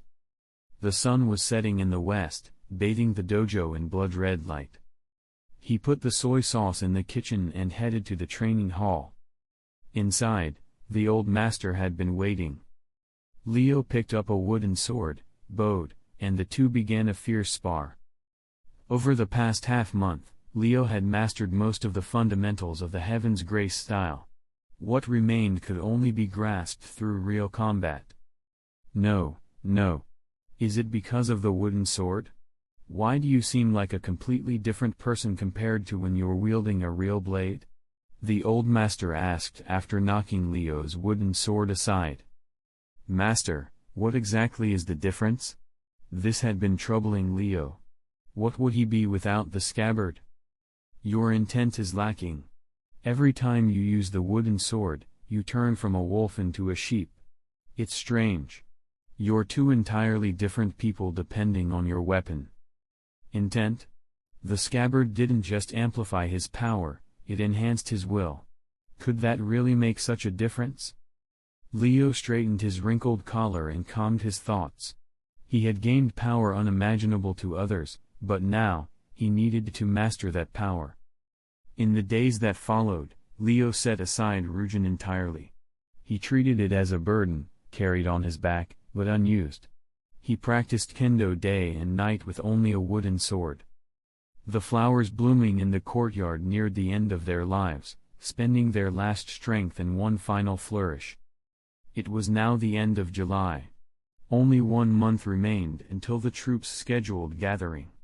Outside, things were shifting. Thanks to Wing's overly rigorous teaching, Killua and Zushi progressed rapidly, already nearing the Greed Island stage from the original timeline. Meanwhile, another former Sky Arena character, Hisoka, had failed to join the troop due to Leo's intervention. In frustration, he nearly wiped out the entire 200th floor. Castro, who had once broken Hisoka's arm, was immediately killed upon reappearing. His Nen abilities went unrevealed. These minor seeming ripples were steadily distorting the world's original course. But for now, that had nothing to do with Leo. He was living like a martial arts hermit, wake, train, sleep. Kendo had become his entire life. "I guess I'll have to step down as deputy instructor," said Modo, the assistant teacher. "I'm still far off.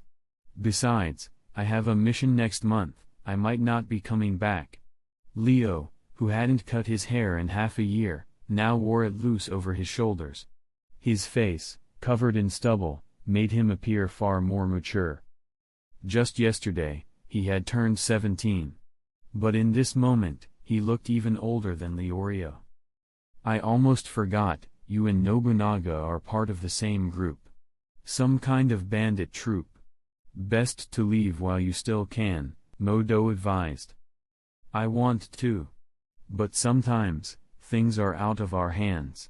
And honestly, the troop isn't much of a threat to me now." Leo's tone shifted from sorrowful to confident. "Really? You're that strong, huh?" Modo nodded solemnly. "Haha, no way." After chatting briefly, Leo made his way to the old master's room to say goodbye. He had felt stuck in a bottleneck these past weeks. It was time to break through again. "Master. No need for words. You've reached the point where only real combat can bring progress. I've been there.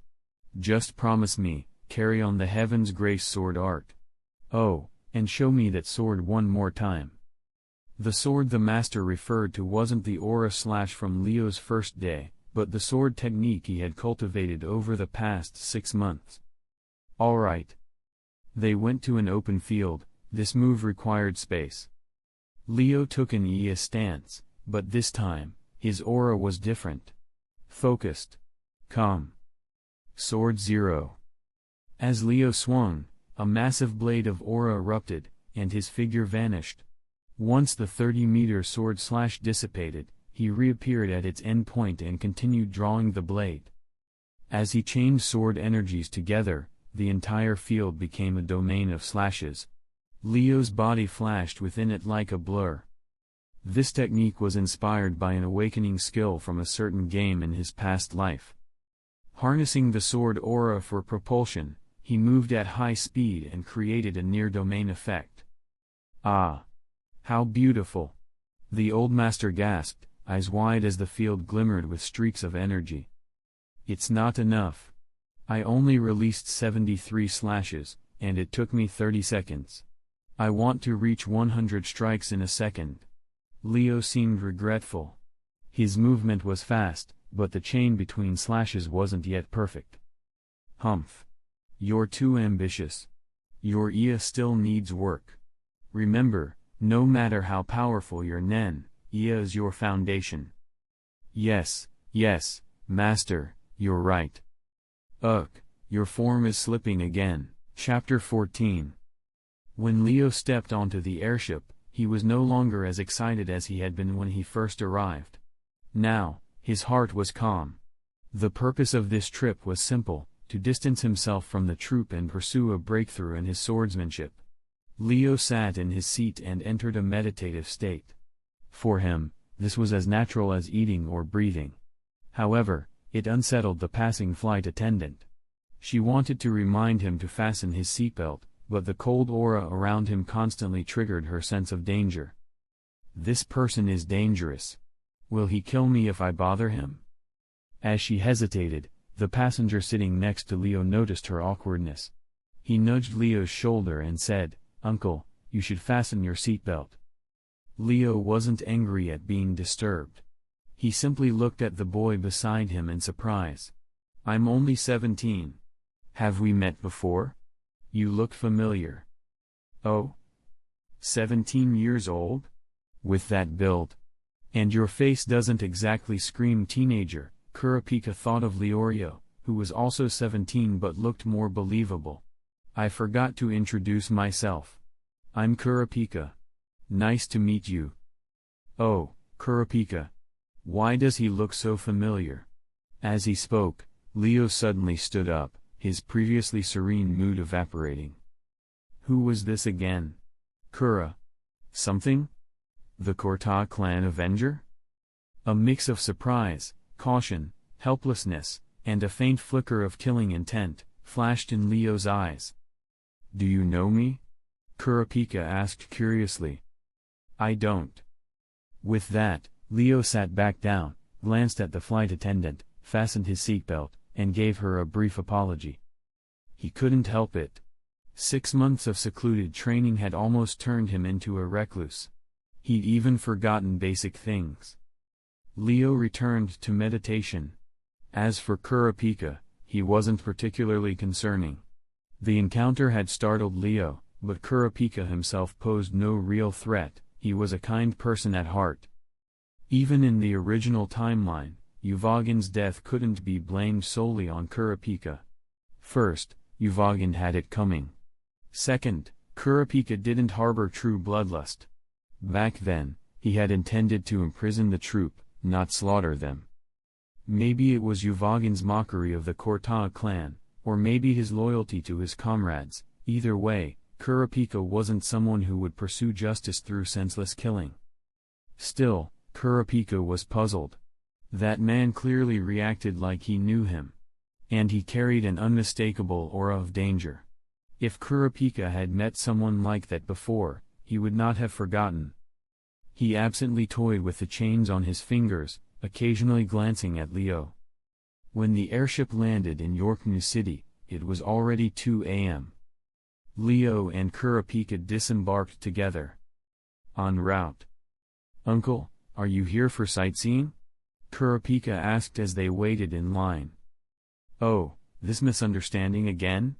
Just wait till I fix my hair and show you my youthful face." Leo didn't answer directly, instead using the moment to suggest traveling together. Which was exactly what Kurapika wanted. He had intended to keep chatting and build rapport to figure out why Leo had reacted so strongly earlier. Both of them were well off. Kurapika, having a hunter license, enjoyed many discounts, so they checked into a 5-star hotel. Leo even hired an in-house beautician at the front desk. It wasn't strange, luxury hotels often offered such services. "Hello, sir. Would you like a haircut?" A young, professional-looking woman knocked after Leo entered his room. "Yeah." Leo felt slightly uneasy. Something about her made him think she might have more than one job title. "Am I going to lose something else today?" But the haircut was entirely normal. Under the beautician's skilled hands, Leo's short black hair returned to its sharp, clean form. She even shaved his beard. Then she bowed and left gracefully. Leo rubbed his now smooth chin, puzzled. He looked great. So why hadn't anything unusual happened? Unless she's a man? He laughed at himself. That kind of overthinking wasn't healthy. Just then, there was another knock on the door. Did she come back for her other job? Leo, excited, hurried to open the door, only to find Kurapika, now coatless. "Something you need?" Leo asked coldly. "Huh? Oh, Are you really only 17? Kurapika asked, surprised by Leo's now clean-cut appearance. Yeah. Anything else? If not, I'm going to sleep. Leo seemed tired and annoyed. Kurapika couldn't quite figure it out, but he could tell Leo was in a bad mood. Nothing then. Let's talk tomorrow. Leo closed the door and massaged his temples. Maybe it's because I haven't trained today. But just as he was about to turn off the lights, the door knocked again, for the third time. A flicker of anticipation stirred in him. This time, more cautious, he didn't open the door. Who is it? It's me, came the beautician's sweet voice. Her tone made Leo's heart itch. He opened the door quickly. She stood there, slightly flushed. I'm sorry, I forgot my scissors in your room. May I come in? Leo? After she left, Leo found he couldn't sleep. He tossed and turned, sighing to himself, youth. Morning. Leo stepped out of his room with dark circles under his eyes. Having failed to sleep, he began practicing kendo. Since his luggage had been checked in, he used a conjured sword instead. You're up early. By the way, I never got your name. Kurapika had clearly been waiting. As soon as Leo opened his door, Kurapika did the same, pretending it was a coincidence. Leo, he replied flatly. Leo? Kurapika repeated, racking his brain. But no, he didn't recognize that name at all. I'm checking out. This hotel's awful. Leo picked up his luggage. He had no fond memories of last night. Chapter 15. Leo and Kurapika walked out of the hotel together. Mr. Leo, what's that sphere? Kurapika eyed the strange item in Leo's luggage with curiosity. This? It should be a secret treasure. I got it from a hidden location, Leo said indifferently. Honestly, if Kurapika hadn't mentioned it, he might have forgotten about the thing entirely. He had no idea what Krilo was thinking, leaving him with this kind of hot potato. A secret treasure? Mr. Leo, are you a hunter? Kurapika asked in surprise. It was his first time seeing one. No, I'm a martial artist. My focus is kendo, Leo said, revealing Ryujin. Can I take a look at the treasure? Kurapika asked with interest. You'd die. A knight told me this thing devours souls. He nearly died himself. If it weren't for the troop. Haha, why am I telling you this? Leo quickly laughed it off, trying to dodge the topic. Knight? For some reason, Kurapika felt a wave of unease hearing that name. A friend who explored the secret realm with me. Anyway, let's part ways here. Leo had no intention of sticking with Kurapika. He wasn't some fake Hisaka, he was a real troop member with a spider tattoo. He didn't think he stood a chance against Kurapika as he was now. Oh, alright. Although Kurapika remained curious about Leo, more pressing tasks awaited him. After saying goodbye, Leo carried his luggage toward the outskirts of the city. The Phantom Troop were thieves by nature, and they always chose remote hideouts. By the time he reached the rundown building from the manga, the sky was already darkening. Since he couldn't use N yet, he had to call someone to escort him in. After the call, Leo waited among the deserted buildings. I thought you weren't coming back, came Maki's voice in the distance. Leo turned toward the sound and saw the purple-haired girl gliding over. Hey, Maki. Of course I'd come back to finish things properly. Ghosting people isn't my style, Leo said with a grin. At that moment, back in Heaven's arena, Wing sneezed unexpectedly. Sensei, are you catching a cold? Zushi asked with concern. It's nothing. Maybe someone's talking about me. Probably Killua or Gon, Wing said kindly. Zushi blushed awkwardly, thinking, even if it's Leo, it's definitely not Gon or Killua. Sensei, why don't you see that they hate you? After updating his contact information, Leo left the abandoned area. Unlike most troop members, Leo had no murder record and wasn't wanted, so he could move freely. He booked a hotel near the auction and, after settling his luggage, decided to explore York New City. Maybe he'd run into some key characters. Beep. Leo's phone rang. Boss? You want me to infiltrate a mafia family? The Nostrade family? And get close to their eldest daughter? After the call, Leo quickly searched the Nostrade family online. Although the information was limited, a comment about the man's rise to power through his daughter gave Leo all the context he needed. So this was Kryllo's plan. That's how Leo once again found himself bumping into Kurapika. Damn fate. With the troops' help, Leo easily snuck into the Nostrade family's bodyguard assessment and came face to face with Kurapika again. Mr. Leo, Kurapika exclaimed, catching the attention of others in the room. A purple-haired beauty strutted over seductively. Handsome, want a kiss? She purred, licking her lips. Leo shook his head without hesitation. He wasn't interested in being trampled. She looked slightly disappointed but didn't push the issue, returning to her seat. Mr. Leo, are you here to apply for a bodyguard position too? Kurapika asked. Yeah. I'm short on money, Leo replied. At that moment, a barely audible sound tickled his ears, something no one else seemed to hear. Lie. Leo looked at the source, the groundhog-like girl, Melody. She quickly covered her mouth, startled. Seeing her back down, Leo didn't bother bullying someone weak. He sat beside Kurapika. Soon, events unfolded as expected, and Leo watched with interest. Being inside the storyline was quite a surreal experience.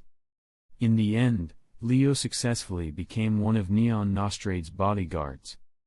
Now, all he had to do was wait for the plot to unfold. Whether or not he could help others survive would depend on him.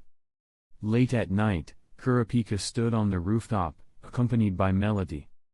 That Leo, you should be careful around him. What about him? Do you know him? Kurapika asked. I don't. But he's contradictory. Sometimes calm as water, sometimes explosive like fire. He lies a lot, but I sense no malice. He's chaotic. If there's no malice, isn't that good enough? Kurapika glanced at Melody. Though he still had doubts about Leo, he trusted Melody.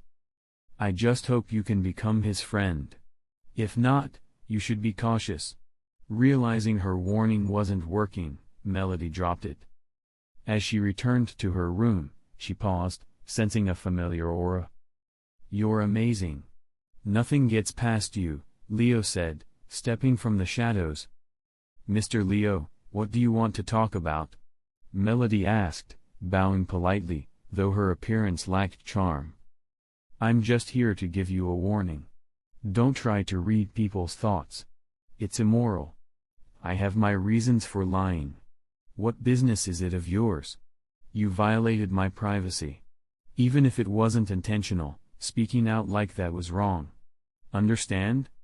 Don't let it happen again. Melody was stunned but admitted that he had a point. I'm sorry. It won't happen again, she said, lowering her head before walking away. Leo didn't turn back until her figure vanished completely. At that moment, his desire to leave the troop solidified even more. He truly hated lying, but he still needed the right opportunity. One when the troop was already near collapse. Because this time, he didn't want to disappear quietly. Chapter 16. Work in the Nostrade family was extremely simple. All Leo had to do each day was keep Neon, a young woman with very unique preferences, entertained. Bored, Leo asked Kurapika to cover his shift one night while he went out to report his undercover progress to the troop leader. Walking along the cold streets, the stars were drowned out by York New City's neon lights. A rare sense of loneliness washed over Leo. In his past life, he wasn't exactly an orphan. His grandparents had raised him, and he'd taken good care of them until their passing. But here in the world of hunters, he had no family. Not even one grave to visit. Maybe he needed to form some real bonds. Loneliness, after all, only clings to those already alone. Reflecting on it, Leo thought the old dojo master was a good man. Their 6 months together had been genuine, he could feel that. As he wandered, he came across a derelict area on the city's edge. Braving the chill, he moved past rotting structures until he reached the Phantom Troop's hideout. But before he could enter, he stumbled into a murder scene.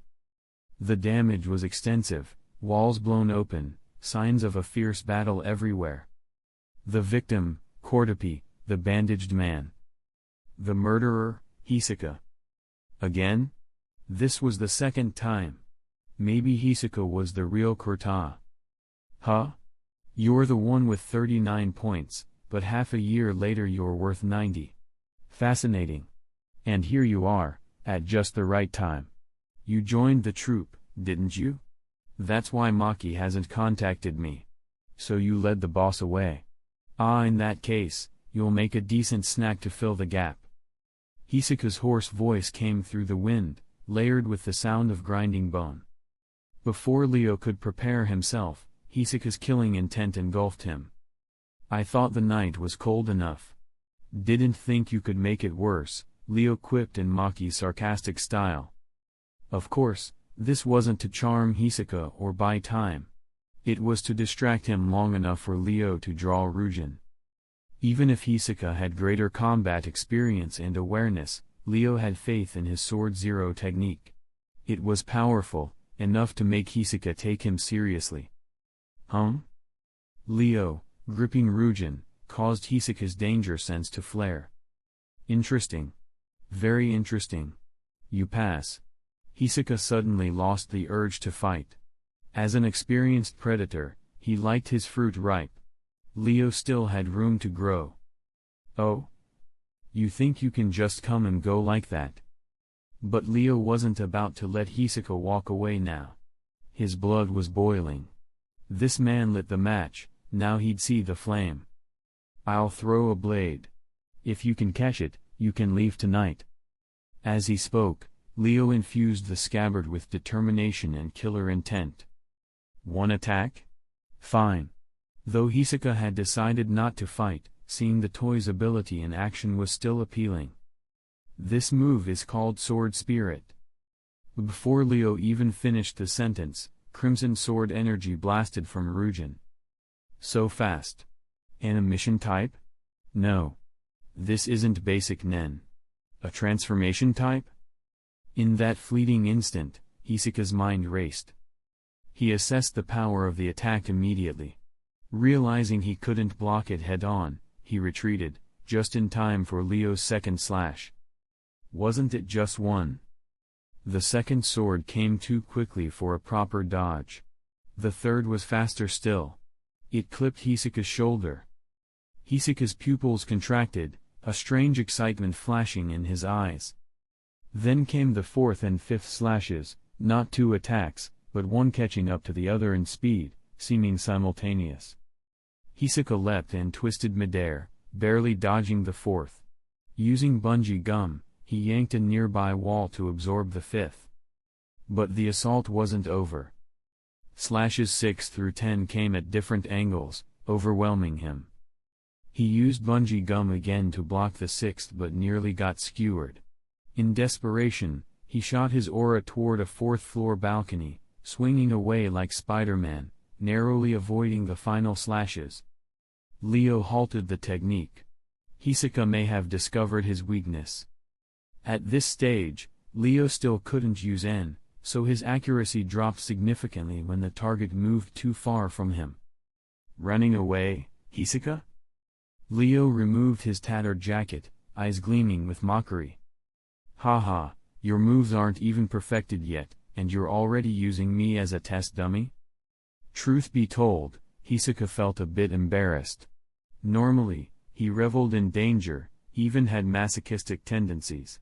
But Leo's attacks were getting sharper, faster, dancing on the edge was fun, but getting sliced wasn't. What a delightful night. You're wonderful. I'll save you for last. Hisoka smirked before vanishing into the darkness.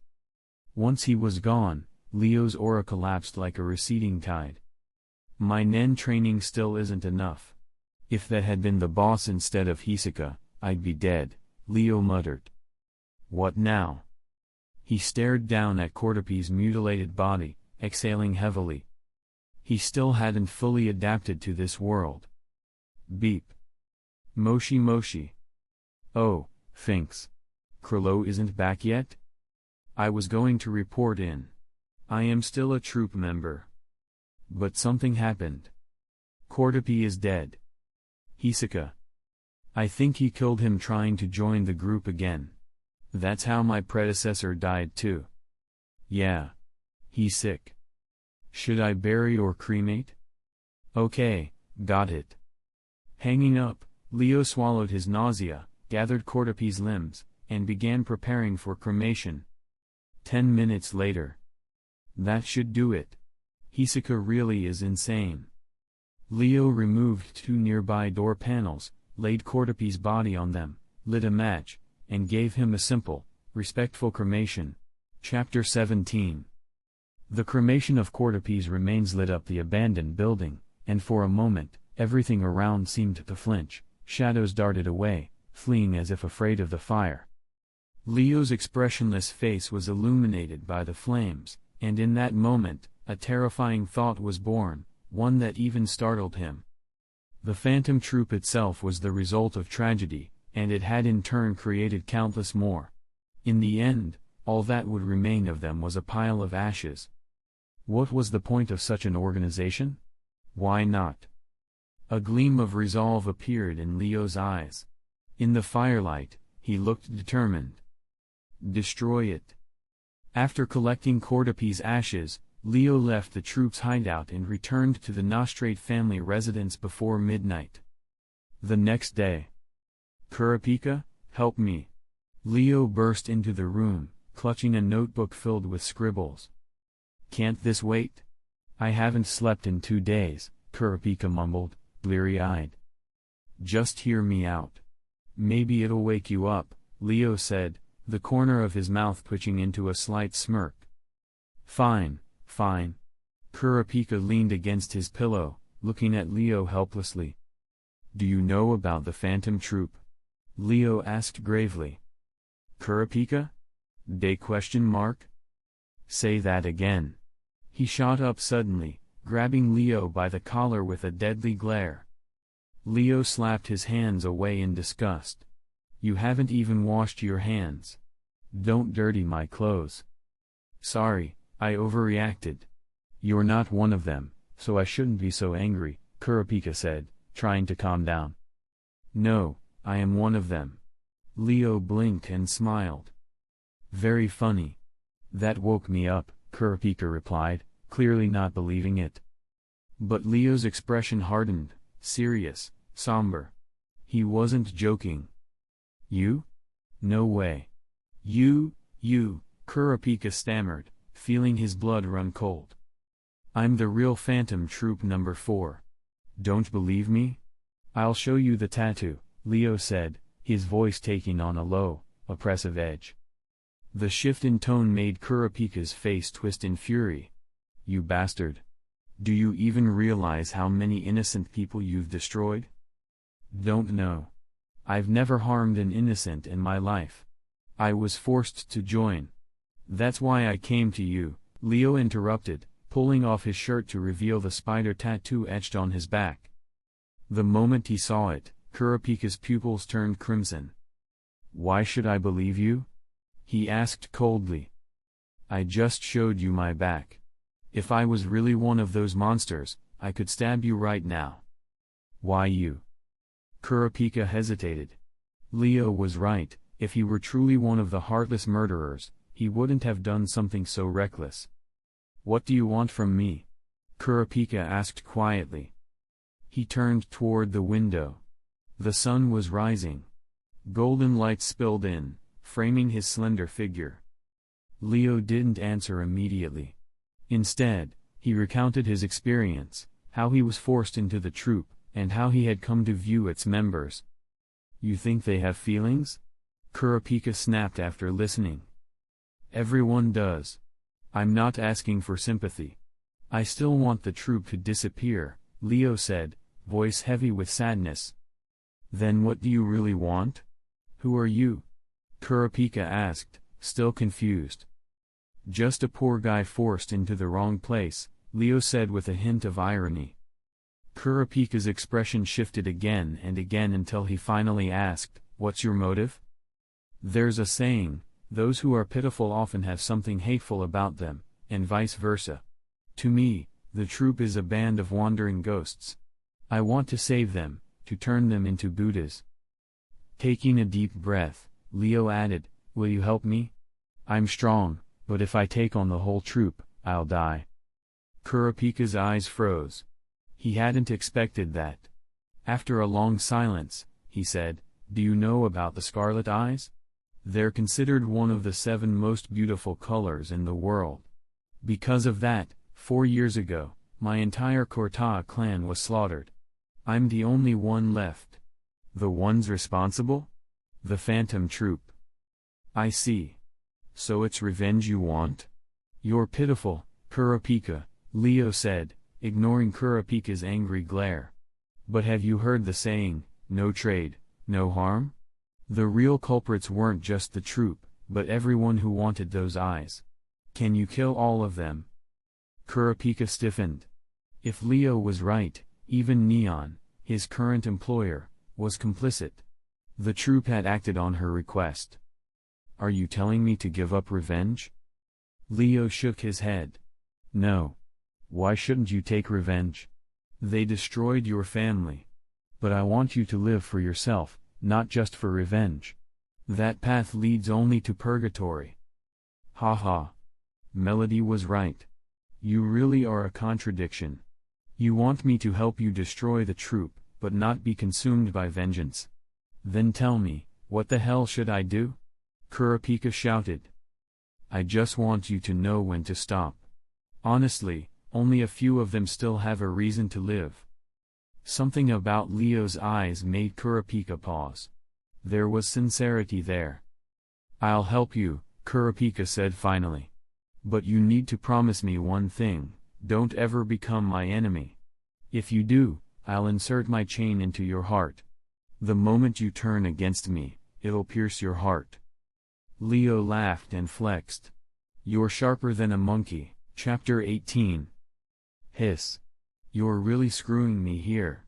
Watching Kurapika push the chain into his chest with his own eyes, Leo couldn't help exclaiming. He thought Kurapika would bluff like in the original story, but clearly, he'd overestimated himself. After all, he wasn't Killua, or Gon, and certainly not Leorio. "Of course I did it. Who knows if you're telling the truth? But don't worry. I'll remove it once the troop is gone." Kurapika rubbed his forehead, bloodshot eyes betraying his exhaustion. He hadn't rested properly in 2 days, and his voice carried the fatigue. Leo shrugged and placed a notebook on Kurapika's bedside table. "Fine. You covered a shift for me, so this is my thank you. It's a dossier on the Phantom Troop, a simplified version. There's a lot even Togashi didn't write." "Everyone's in it?" Kurapika asked in surprise. "Everything I know. For now, you should rest. We'll talk later." With that, Leo left the room. As he walked down the hotel corridor, a flicker of sadness crossed his face. "Nobunaga is decent. He taught me Iya and introduced me to Heaven's Grace style, so he gets a pass. Maki is okay, soft-spoken, gentle, and kind of a healer. Could be useful later, so she might stay. Shizuku. Forget it. Kurapika would lose it. Honestly, even Nobunaga and Maki probably took part in the Korta clan massacre based on their tenure." Leo muttered to himself, only to spot the small figure of Melody. "I didn't mean to eavesdrop," she said nervously. "But don't you think it's reckless to say such sensitive things out loud?" "What now? Are you trying to prove you're innocent and I'm the real criminal? Leo's lips curled slightly in amusement. Since I dared to say it, I'm not afraid of being heard. So what now? Should I silence you? Kill you? Phew, what a nasty sense of humor. Lies don't work on me. I can hear your heart, and there's no killing intent in it. Melody relaxed, her tone much lighter. Leo's smile disappeared. He mentally repeated it, kill her. Kill her. Slowly, the air around him grew tense, tinged with killing intent. It's no use. You still don't mean it. You've never killed, have you? Shock. What do you mean I haven't killed? Of course I have. Ugh, forget it. Can't lie to you, huh? Now I really want to kill you, Leo said helplessly, his dark facade collapsing. You're complex, Melody said. I've heard thousands of heartbeats. Yours is the first like this. You must have heard wrong. I'm just a guy who goes with the flow. Your heartbeat, it's like music. Sometimes fast, sometimes slow. Upbeat, then somber. Oh, so I have arrhythmia? Ha ha. If that makes you happy. Anyway, I'm on duty tonight. I'll take my leave. Melody turned calmly and walked away. How did she scare me so badly before? I need to get that edge back. Leo muttered. In the blink of an eye, another day had slipped away like sand through fingers. Another day stolen. Damn old man time, just wait till I catch you. Huh? What are you mumbling about? Asked a refreshed-looking Kurapika. Just thinking out loud.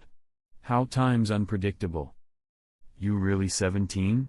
You sound like a middle-aged uncle, Kurapika teased. What's wrong with being a middle-aged uncle? I'm here eating your food. Leo puffed his chest, mock indignant. No, no. I meant it. You're mature. I'm not like those middle-aged men. They have people who love and care for them. The ones who've been good to me. A bunch of murderers. Leo's voice turned heavy. I get it. I'm not so different. But I've got friends, good people. I'll introduce you when I get the chance, Kurapika said, pulling out his phone and showing a photo of the group. They all seem alright. Except that creepy middle-aged guy. He's your age. Haha, good one. I'm 17. So is he. Leo's smile faded as realization struck. Don't test me. Let's talk business. We're moving next month. We need to prepare. But I still don't get how you know me. I can't forget your face when I first said my name, Kurapika pressed. That's a secret. Don't ask. Even friends have their own privacy, and we're just partners, Leo said gently. Fine. Tell me the plan then. Seeing he wouldn't budge, Kurapika let it go for now. Come with me. Leo brought Kurapika to room 708, the floor below. He took out a key and unlocked the door. You booked 2 rooms. Yeah. One public, one private. Problem? Nope.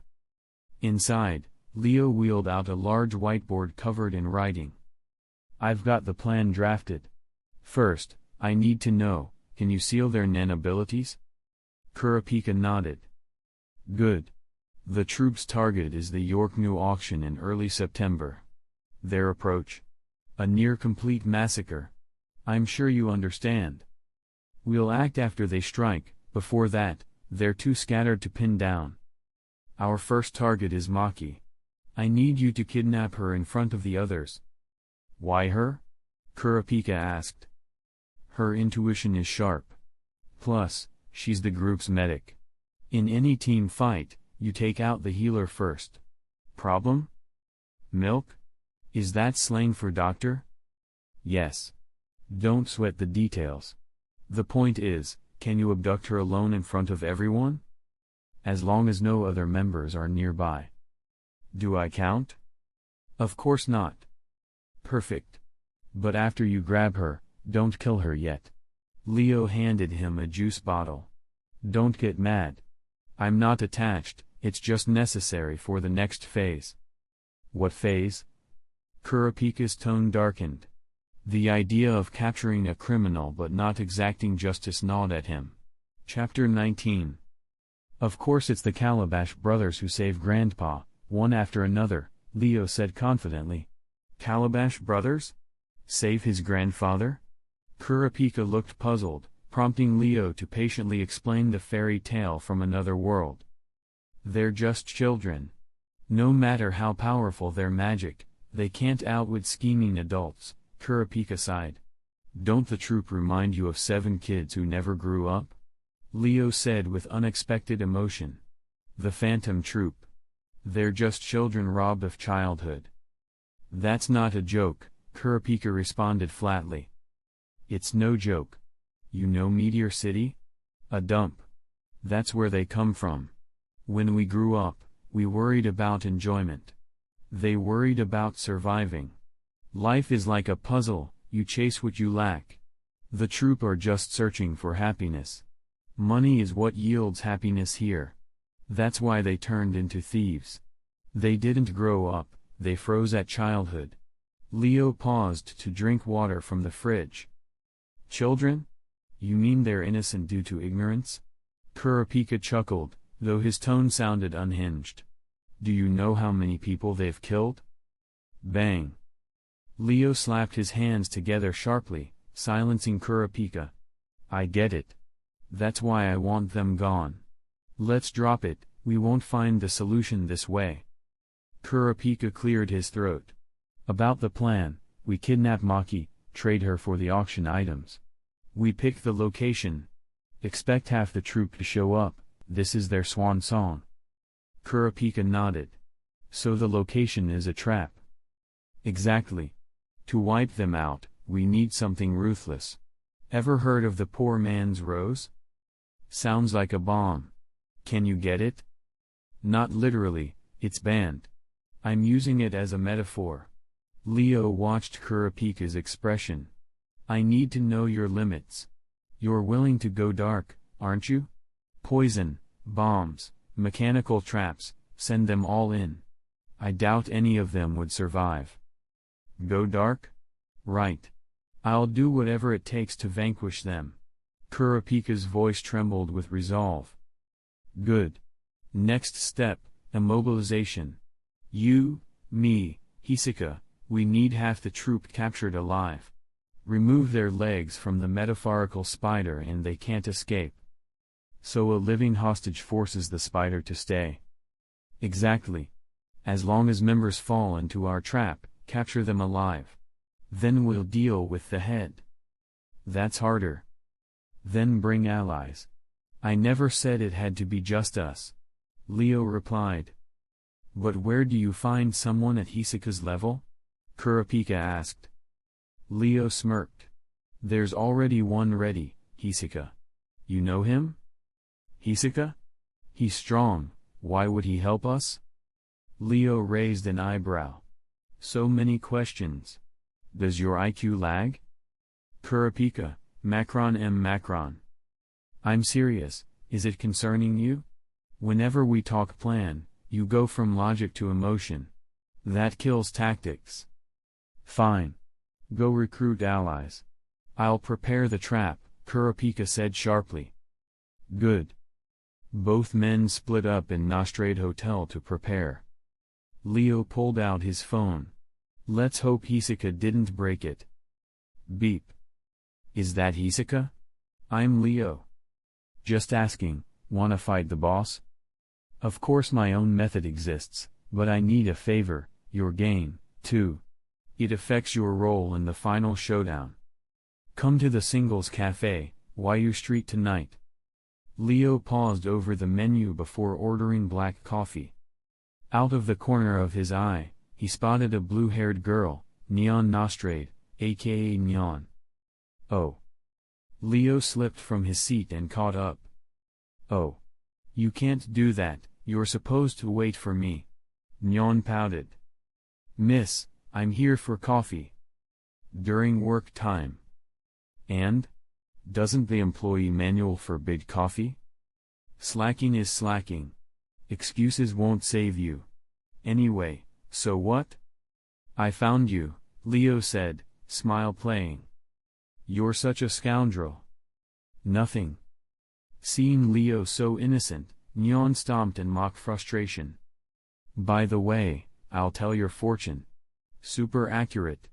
Want it? Nyan's eyes flickered. I'd love to thank you. Write your name, birthday, blood type. A waiter brought a notepad and pencil. Leo obliged. Born 1983. Aren't you 17? I'm used to people being amazed. Hee, here goes. Leo condensed aura and focused on Nyan's purple misty chaos. Moments later, Nyan regained composure. Leo, read the text. A fierce dance with the Joker entwines your fate. The black star among moons will burn its world. Amusement is forbidden ground. Don't fight, it's your destiny, loneliness awaits. A new moon rises on windless nights, hanging in a corner of the sky. Chapter 20. Nyan's prophecy was 4 or 5 lines, each predicting something to happen in the next week. The dance with the clown had already occurred, likely referring to Hisoka. But the endless entanglement sounded ominous. Is it about him? Or Kurapika? Then there was the black star among moons burning everything him too? Especially since a traitor exists in the troop. When it warns don't try to struggle, is it forbidding him? And the final line, a new moon will rise on a windless night. Who is that referring to? Him again? Impossible. He would never keep carrying the troop's flag. While Leo overthought it, Nyan had quietly slipped away. Ha! I'm so clever. One prophecy and I can get rid of him. Nyan marched through York New City feeling triumphant. Miss, Leo tipped me off you're here. Stop causing trouble, the boss has left. With her keen instincts, Shanark had tracked Nyan down. Hearing this, Nyan froze. Did Leo tip you off? That schemer. I'm going to fire him. Shanark replied stoically, Miss, Leo was hired by him, and he's powerful. Can't you feel his aura? He's a blessing as your bodyguard. HMMPH. Betrayal, Nyan spat, clearly upset. Let's go back. When Hisoka entered the cafe, Leo immediately smelled the faint disinfectant on him. Hiding wounds, even with telekinesis, couldn't erase the scent. Hey, didn't realize I cut you up so badly. Been fighting again? Leo said, noting the new injuries. Your sword aura. It left residues. Like a toxin in my bone. Took me ages to clean it, Hisoka said, intrigued. Leo raised an eyebrow. He hadn't realized his technique had that effect. Sit. I'm paying. Order anything, Leo offered, pointing at Nyan's seat. Hisoka kicked the juice aside and ordered a black coffee. So, plan to take down the troop? No joke. Yes. With you on board, then so and so. Leo outlined the plan: capture half the troop, leave the leader for Hisoka. Hisoka looked thoughtful, then asked, need me everywhere? He grinned. You like fighting.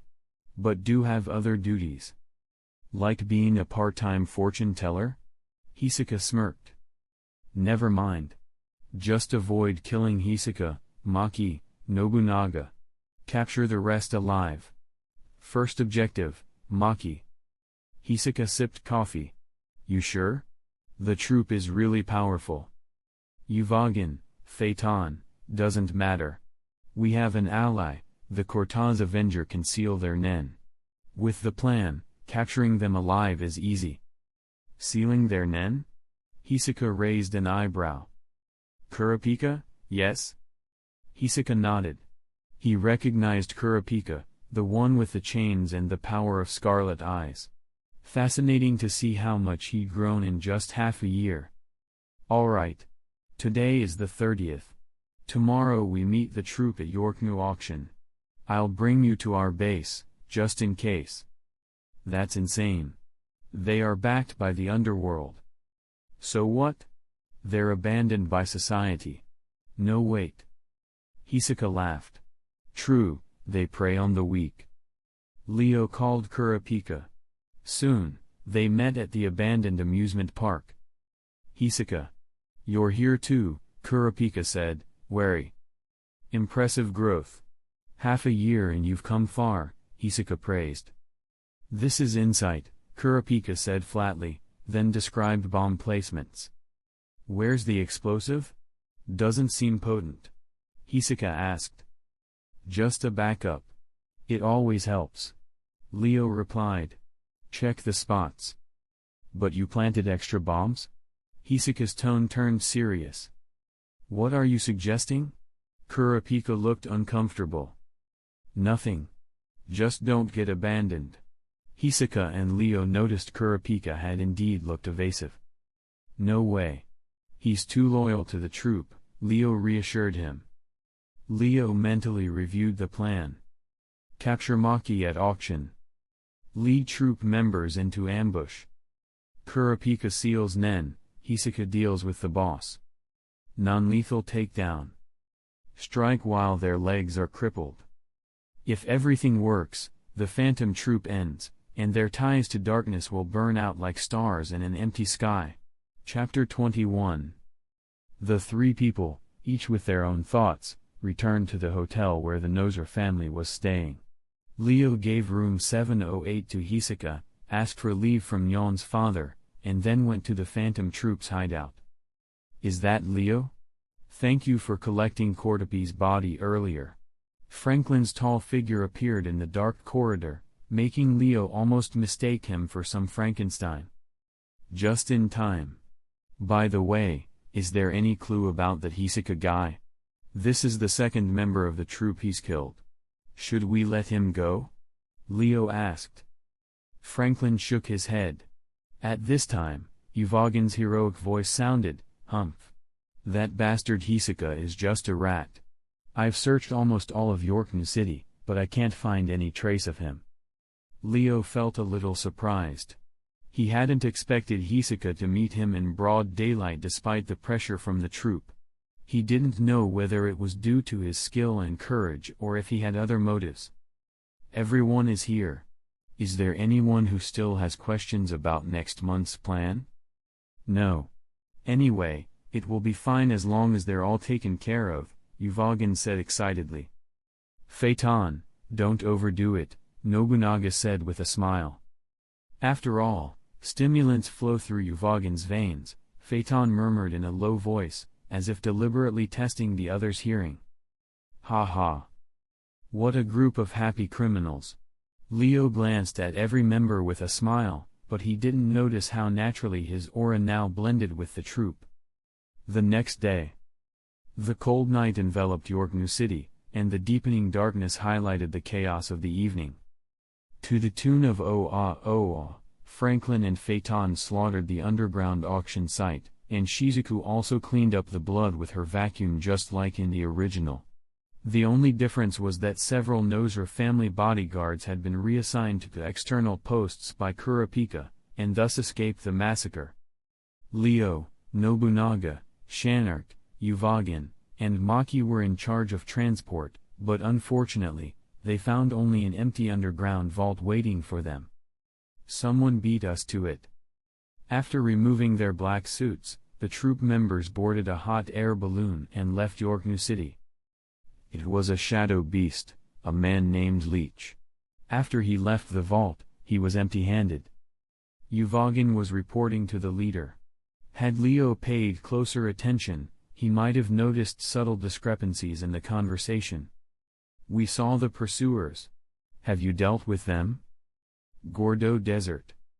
The troop appeared atop a cliff, watching the approaching Mafia reinforcements. Don't interfere. Yuvagin jumped down first.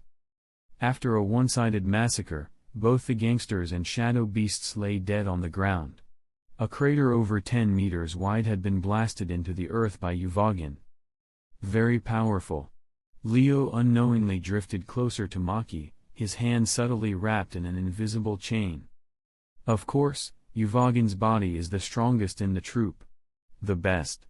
Maki suddenly looked at Leo with interest, sensing that Leo's physical strength might be even greater.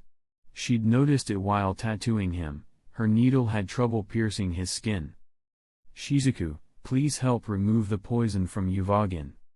While Shanark was checking Yuvagin's condition, the chain around Leo's hand moved. Who is it? Leo yelled. The troop was startled and slow to react, just in time to see Maki being yanked away by chains. Damn it! Leo stomped angrily, shattering the ground beneath him. The troop quickly scattered and gave chase, but they couldn't find a trace of Maki. Phaeton glared at Leo and said, "You should know when to lose your temper, newbie." Leo showed a trace of embarrassment. In a guilty voice, he said, "Sorry, I was just worried about Maki and lost my head for a moment." Forget it. Leo didn't mean to. And even if we hadn't been delayed for that second, we still wouldn't have caught up. The chain was very long, Nobunaga said, acting as peacemaker. Indeed. When Maki was taken, I couldn't even see the end of the chain. It looked like it reached into the sky, Franklin added. What now? Shizuku asked. Let's find the remaining shadow beasts. They must be behind this, Shanark said after a moment of thought. I'll stay with Yuvagin, Nobunaga said, deciding not to pursue. Are you kidding? This little bit of poison doesn't bother me, Yuvagin scoffed. Let Nobunaga stay. If something like what happened to Maki occurs again, it'd be bad, Leo thought to himself with satisfaction. He had been trying to think of a way to remove Nobunaga, and now the man volunteered himself. So Yuvagin really was his true love. Good. If we delay, something worse might happen. We're heading out. Don't forget to buy more beer for Yuvagin, Shanark concluded. With the leader absent, he took command, and the others trusted his leadership. They piled into a mafia vehicle and followed the direction in which the chain had vanished. On the other side, Maki was bundled up like a dumpling by Kurapika. At this point, he and Hisako were already en route to an amusement park. What a dangerous ability. Poor Maki-chan. Do you still remember me? Hisako looked at Kurapika's chains with curiosity from the back seat. Too tightly bound, Maki couldn't speak, but judging by her reaction, she likely recognized Hisako's voice. Kurapika, can you unseal her mouth? She seems to want to speak, Hisaka asked. Kurapika, gripping the wheel, was struggling to suppress his emotions, afraid his anger would cloud his vengeance. After a moment, Kurapika revealed Maki's head. The moment he saw her face, his eyes turned crimson, even behind colored contact lenses. Hisaka. Why did you capture me? Do you have allies in the troop? Maki immediately asked once the chains loosened. Me? I just want to fight the boss, nothing more. As for the person you mean, that's Leo, Hisaka answered slowly. Leo? No. It can't be. It is him. But how's that possible? It has to be. Maki fell into an unexpected dilemma. Her sharp intuition had made her suspect Leo almost immediately when she was captured. He had approached her under the pretense of discussing Yuvagin, but now, in hindsight, it had felt calculated. But hearing it from Hisaka's mouth made it different. After all, it's not like he speaks out of his ass. And her subconscious affection for Leo only muddied her instincts further. Hey hunters, time for a legally required break so the gods doesn't get mad and strike us down. Maybe stretch a little and now let's keep going. Chapter 22. Leo and his crew encountered shadow beasts during the pursuit, but it would be an exaggeration to say that these bizarre creatures with strange abilities were anything more than cannon fodder. To the Phantom Troop, they were no different from ordinary gunmen. Thanks to the clues deliberately left by Kurapika, the members of the troop caught sight of their car. It should be the one in front. How about we split up into two groups? Phaeton, you take Al to the boss, and call Finks and the others as well, said Shanark, gripping the steering wheel and eyeing Kurapika's lane. Scared? Just because of some creature like the Shadow Beast? Phaeton scoffed. Leo wanted to object. After all, the original plan was to cut the spider's legs in half tonight. But with Nobunaga and Benolanov already out, they were barely a full team, even if he included himself. Before he could speak, Shanark's voice rang out again from the driver's seat. There are no more shadow beasts. Including the one in the trunk, they've all been killed. The one with the chain is someone else entirely. In Yuvagin's words, just take them all out, Franklin added, opposing any idea of splitting up. Put the coin away. I get it. Keep chasing. Seeing Phaeton take out his coin, Shanark had no choice but to agree. So the 5 troop members got into 2 black cars and followed Kurapika into the amusement park. It stopped. Could this be an ambush? Leo asked cautiously, eyeing the parked car ahead. Yes. I have a bad feeling, said Shanark. What are you afraid of? Phaeton said and charged toward Kurapika's vehicle. The others followed Phaeton, unaware that Leo had deliberately slowed his pace.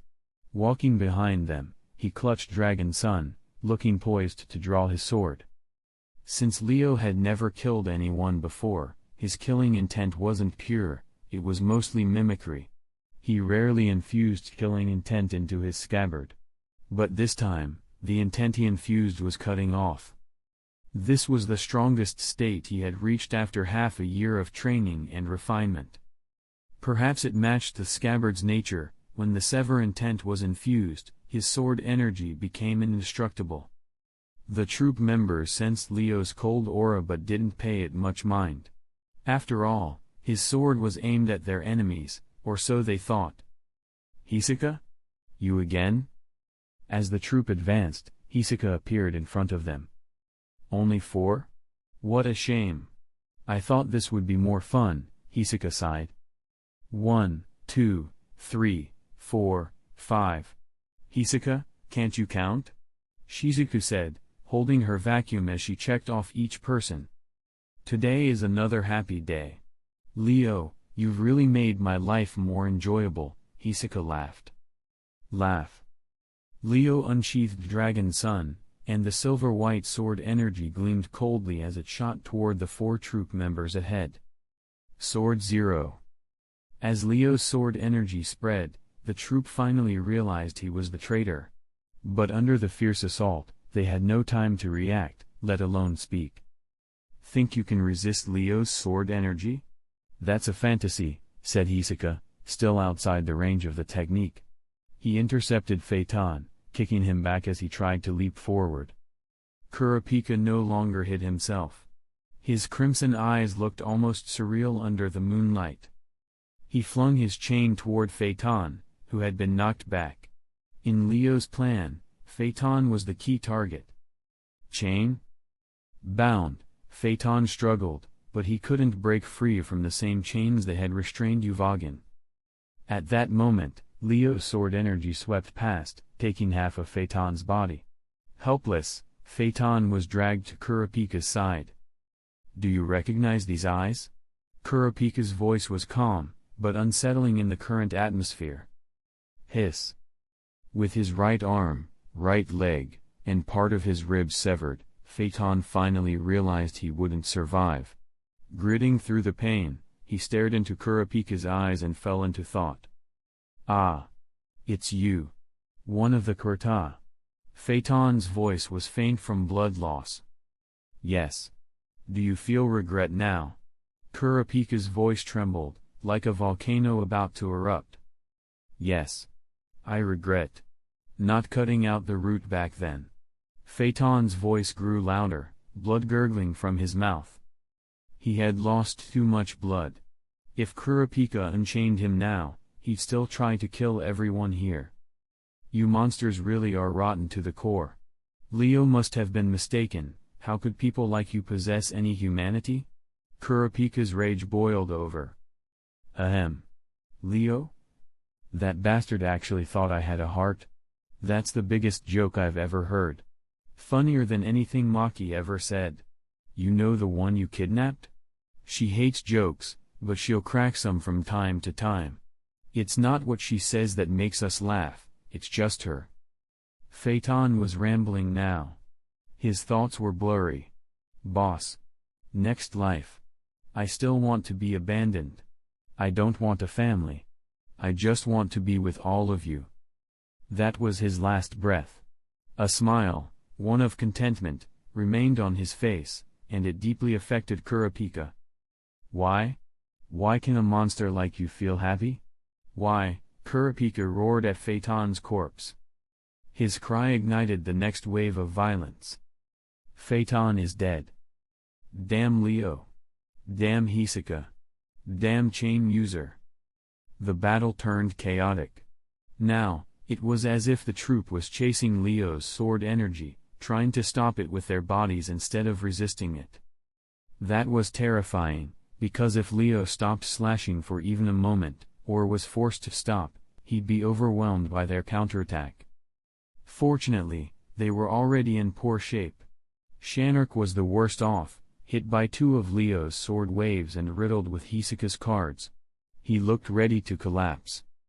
Franklin wasn't faring much better. His towering frame had become a liability, accumulating more and more wounds. The only one still unharmed was Shizuku. Whether it was due to her eerie vacuum or Leo sparing her intentionally, she had only suffered torn clothes. Hisoka didn't enter the Sword Zero zone, he didn't want to get entangled in Leo's barrage.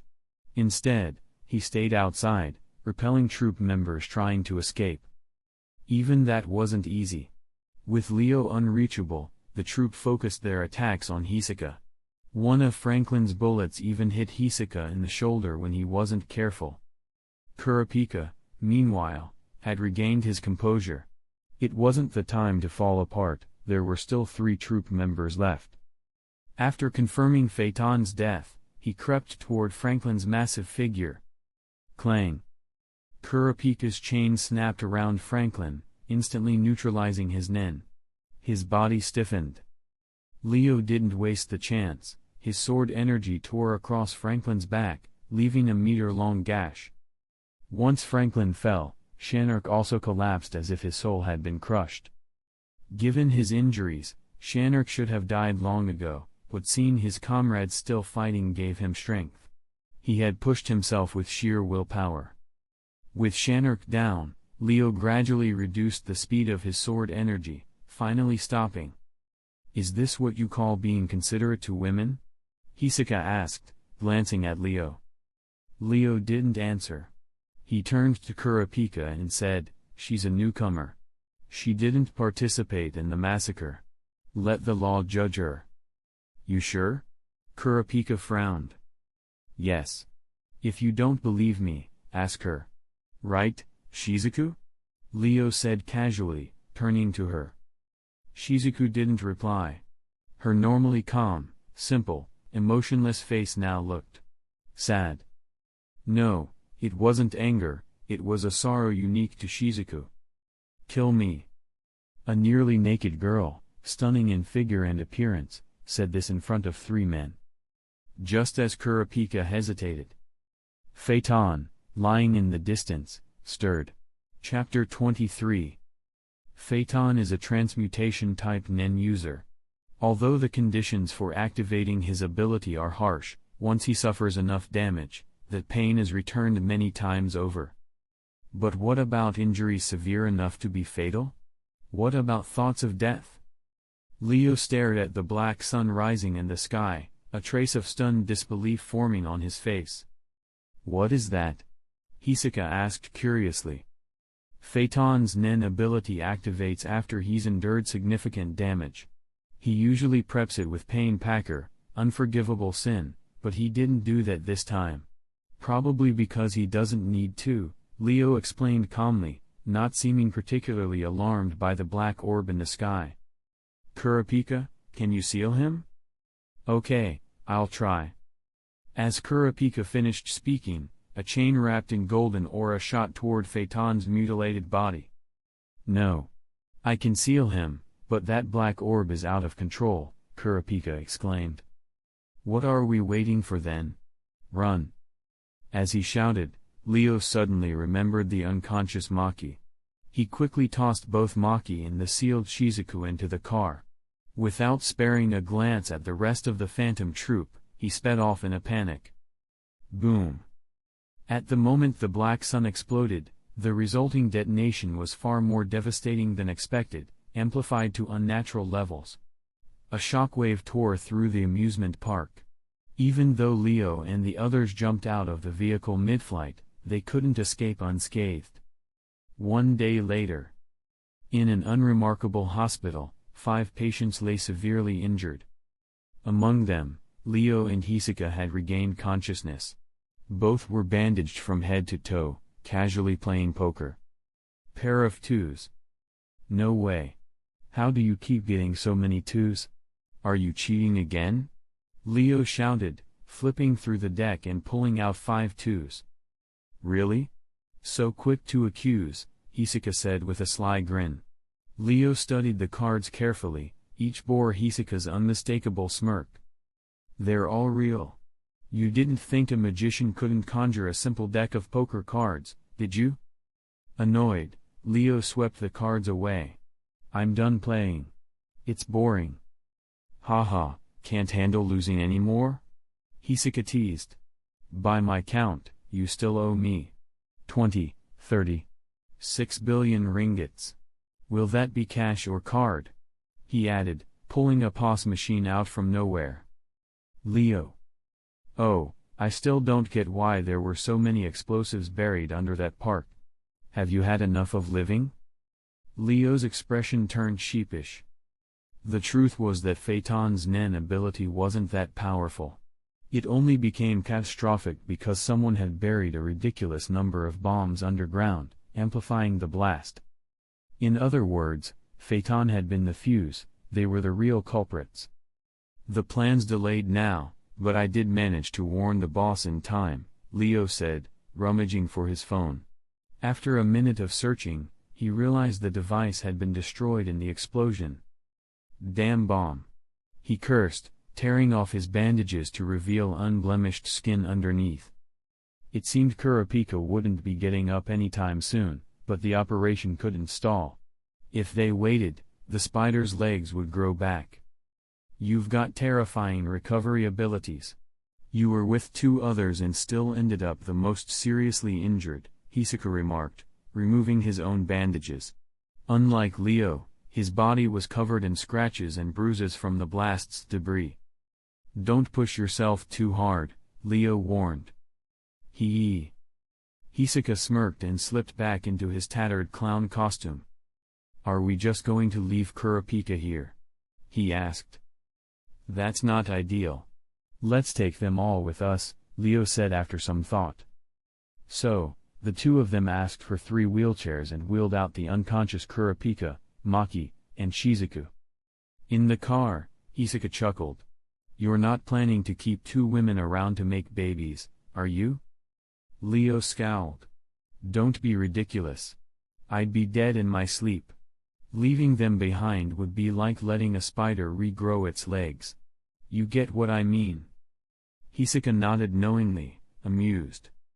Back at room 708 in the hotel, Leo laid all 3 on the bed, asked Hisoka to watch over them, and then left, headed for the Phantom Troop's hideout. Wait. My mom's missing.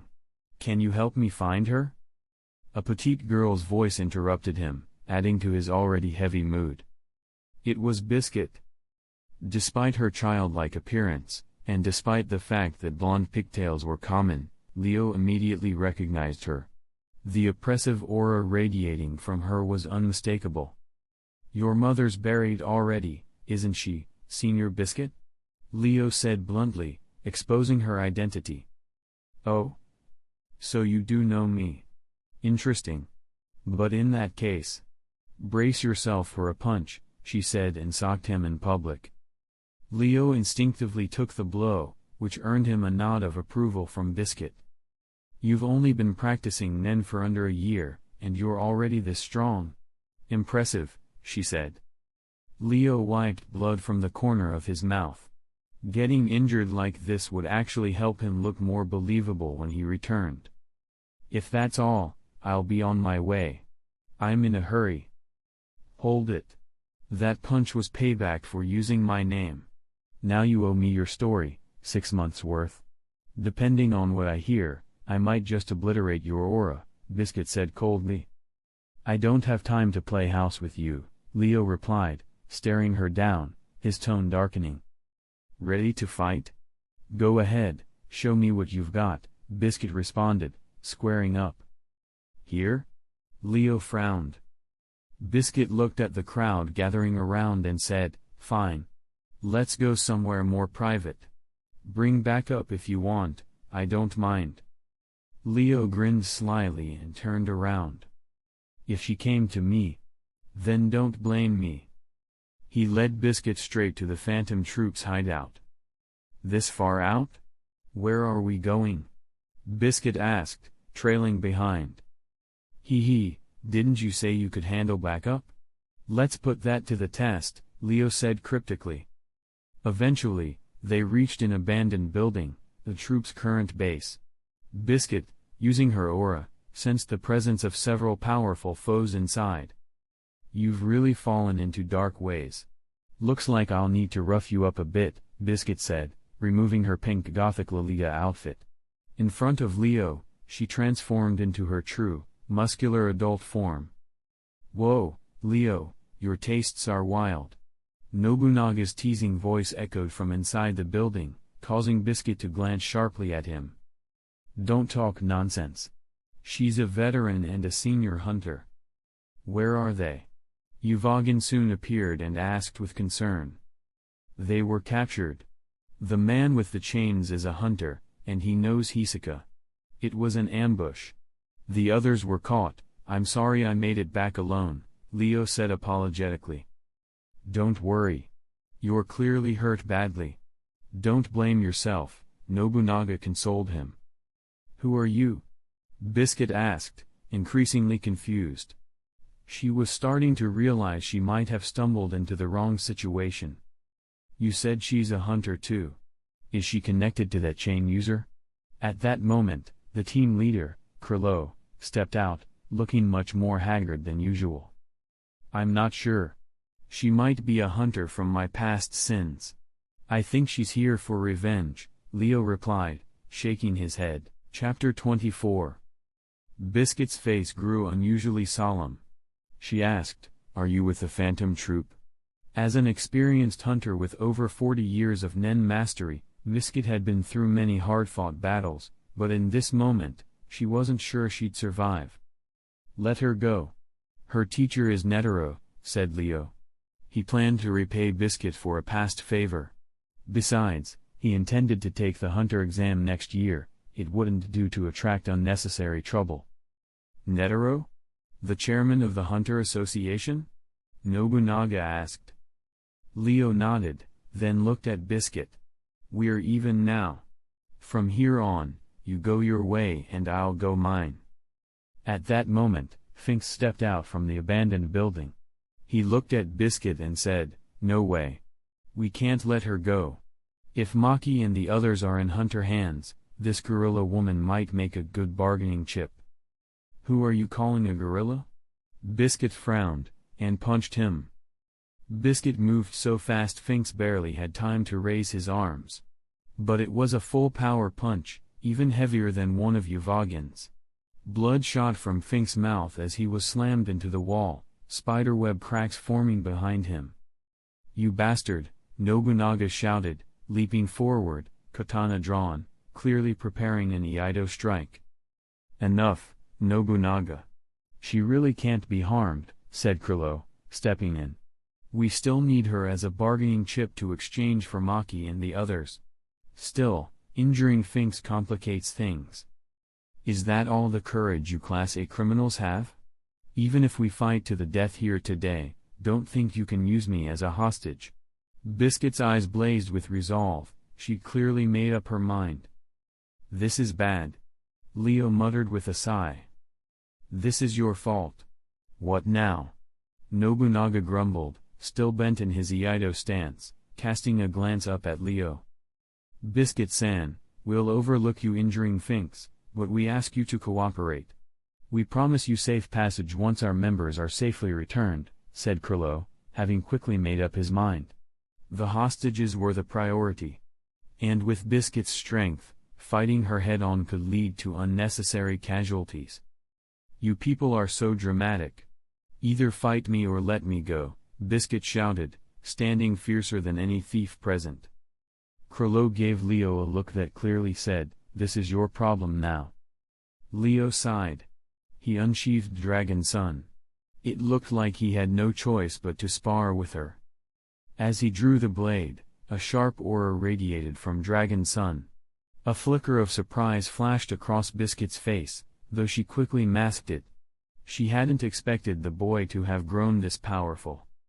Leo, it's not too late to turn back. You actually used poison? Just as Biscuit was distracted, Krilo exploited the lapse in her aura defenses and fired a purple Nen needle into her. This is a special Nen ability from the Xinjiang Miao tribe, the Nen Gu. It attacks through needles, parasitizing the victim's aura immediately. Mine only induces anesthesia, though. Don't worry, I'll keep my promise. Once Maki and the others are returned, I'll escort you safely back to the Hunter Association, Krilo said with composure. Leo blinked in surprise, realizing he had misunderstood Krilo's earlier signal. Nobunaga, keep an eye on her. Leo, Yuvagin, come with me. We need to establish contact and arrange a hostage exchange. After closing his book, The Ultimate Thief, Krilo turned and headed toward Yorknu City. Leo and Yuvagin exchanged glances, then quickly followed. Meanwhile, at the Nozra family's hotel, Hisaka, dressed in a fresh clown outfit, was building a poker tower in room 708. For him, it was the perfect pastime, cultivating focus while satisfying his destructive impulses. Hisaka? Where's Leo? Kurapika, still weak, leaned against the wall and slowly emerged. That guy. He's with the troop. He might be coming back soon to negotiate a hostage exchange. We can probably use items from the underground auction for leverage. Even while responding, Hisaka kept focused on his card tower. Just as he neared completion, a glint of perverse pleasure flashed in his eyes. I see. Without Leo, the two had little to discuss. Kurapika collapsed onto the sofa, activating the healing chain on his thumb and instantly restoring his injuries. Need a hand? That simple sentence confirmed for Hisaka that Kurapika had fully recovered. He swept the card tower aside and appeared beside Kurapika in a flash, nodding eagerly. Ah, what an incredible power. You're becoming more and more delicious, Hisaka said, practically purring. He jumped around the room twice. Once sure he was fully healed, a look of obsessive delight crossed his face. Beep beep beep. Hisaka's new phone rang. Like Leo, his previous one had been destroyed in the explosion. After returning to the hotel, they had contacted staff to get replacements, and Hisaka had installed a new SIM card. Moshi, huh? Krilo? So, you finally want to fight me? Huh? What, Hunter? I don't know what you're talking about. I just happened to run into one of your members yesterday. Who's Biscuit? Never heard of her. Does she have anything worth selling at the auction? I don't want her, but my friend really needs the money. I said it was a coincidence. Who? Cordopi? Never heard of him. I'm not interested in corpses. Alright, let's trade. I told you, I don't know anyone named Biscuit. Just kill them, if it's such a problem. The meeting spot? Let's use Gordo Desert, same place your guys fought before. It's remote. Note, all call content was from Hisaka, who didn't enable speakerphone. After Hisaka ended the call, Kurapika asked sharply, why decide on a location first? We could have set a trap, like last time. Hisaka rolled his eyes and smirked at Kurapika, a glint of amusement in his narrowed gaze. Already forgotten how that trap worked out for you last time, Chapter 25. Due to being on the underworld's wanted list, Krilo and Uvogin both adopted disguises. Krilo slicked back his hair and tied a band around his forehead, while Uvogin pulled his hair into a ponytail and changed into a suit. Leo followed behind the two men as they walked openly through the streets of York New City, despite being wanted bounty targets. "I'm being followed," Krilo muttered, a faint smirk tugging at his handsome features. "A companion of the chain user?" Uvogin asked warily. "Doesn't feel like it. The technique is too clumsy." From this, Leo already understood that the stalkers were probably the other two members of the main protagonist group. It mirrored a scene from the original story. It was likely just coincidence. This part of the city had many antique vendors, and Gon was probably here searching for Zushi and Wing's Nun relics. "Should we catch him?" Leo asked.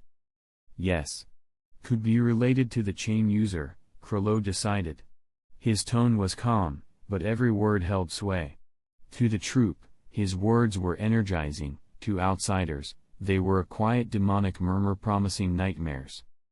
With that, Leo and Uvogin split up, circling toward a more secluded spot. Although Leo hadn't mastered N, he could still detect unusual movement through sound and visual clues. He slowly walked into a dead-end alley and raised a blade of Nen energy skyward. Because of the unique nature of sword manifestation, the energy blade created a pulling effect, launching Leo dozens of meters into the air. Changing his angle gave him a new vantage point. On a nearby rooftop, a boy in green was crouched in wait. He peered over the ledge, watching the alley below where Leo had disappeared, unaware that Leo was now behind him. "Hey there, guest number 0 of Where's Dad? What can I do for you?" Leo asked mockingly, his voice laced with mischief. "Huh? Who are you? I wasn't even looking for you," Gon said, glancing to the side. "If you don't tell the truth, I'm going to spank you. And it'll hurt," Leo said, lunging forward and grabbing him in a lock before Gon could escape. "Don't move. I'll take you to our boss. Just answer his questions, and you can leave," Leo whispered into Gon's ear. "Whoa, you're super strong, Uncle." After a brief struggle, Gon gave up when he realized Leo wasn't budging. "I'm 17, Leo said proudly, clearly enjoying the shock that came when people heard his real age. "You're lying. You look like you're 37, Gon replied, unimpressed. 37? Leo was deeply offended. He genuinely wanted to spank Gon then and there. "I'm really 17. If you don't believe me, look at my ID." Leo freed one hand to pull his wallet from his pocket. Gon had been waiting for that opening. He sprang up and kicked off the rooftop. Both of them crashed through the roof of a home below, kicking up a cloud of dust. The residents were in the middle of cooking when half the house collapsed around them. "Who are you?" the homeowner shouted in panic and anger. "Sorry. He's just a kid and doesn't know any better. There's a nun nearby who'll compensate you. We're in a hurry, so we won't bother you anymore." With that, Leo scooped up Gon and jumped out the balcony. The man rushed to warn him that this was the 5th floor, but Leo was already gone. The man stared in disbelief from the balcony, unable to spot them. Can't you think about the people around you? What if we crushed someone down there?" Leo scolded coldly. Gon stuck out his tongue. "Sorry. I won't do it again." "You want to do it again?" Leo snapped, slapping him on the butt. "Ouch. That hurt. I promise I won't do it again. Next time." Gon whimpered, tears forming in his eyes. "What a pain. Time to regroup," Leo muttered and ran in the direction Krilo had gone. Elsewhere, Uvogin was locked in an unexpected struggle. It wasn't that Killua was strong, he'd only just started learning to control electricity and hadn't completed his lightning palm yet. But years of elite assassin training had made him exceptionally agile, Uvogin's natural weak point. "You bouncy little monkey. You want me to get serious?"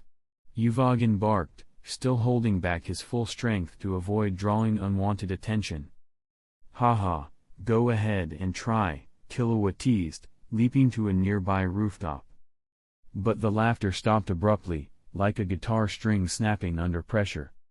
A wave of killing intent surged over him, different from his brother Illumi's cold precision. This was primal and suffocating. Killua could think of only one thing: run.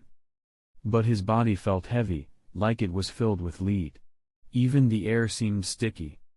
Run, little monkey, Uvogin laughed, showing his white teeth in a wide grin. Killua didn't respond. He just lowered his head, accepting his fate. Then, suddenly, Uvogin burst into action. He grabbed Killua under one arm and ran off in Krillow's direction. You two are slow. Did two kids really hold you up? Came Krillow's dry voice as they caught up to him. This kid's feisty. This one's too fast.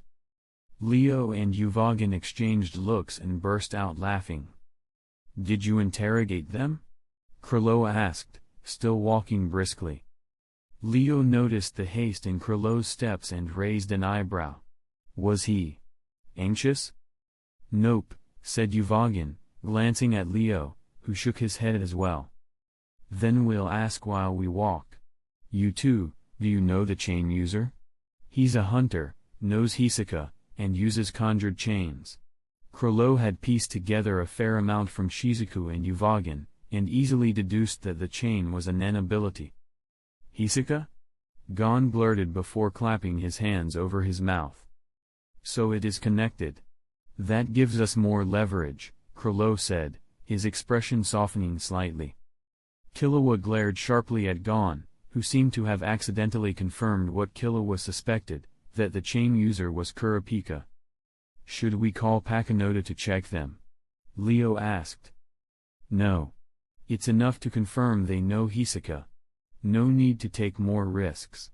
If what happened last time repeats, we could lose everything again, Krillow said flatly.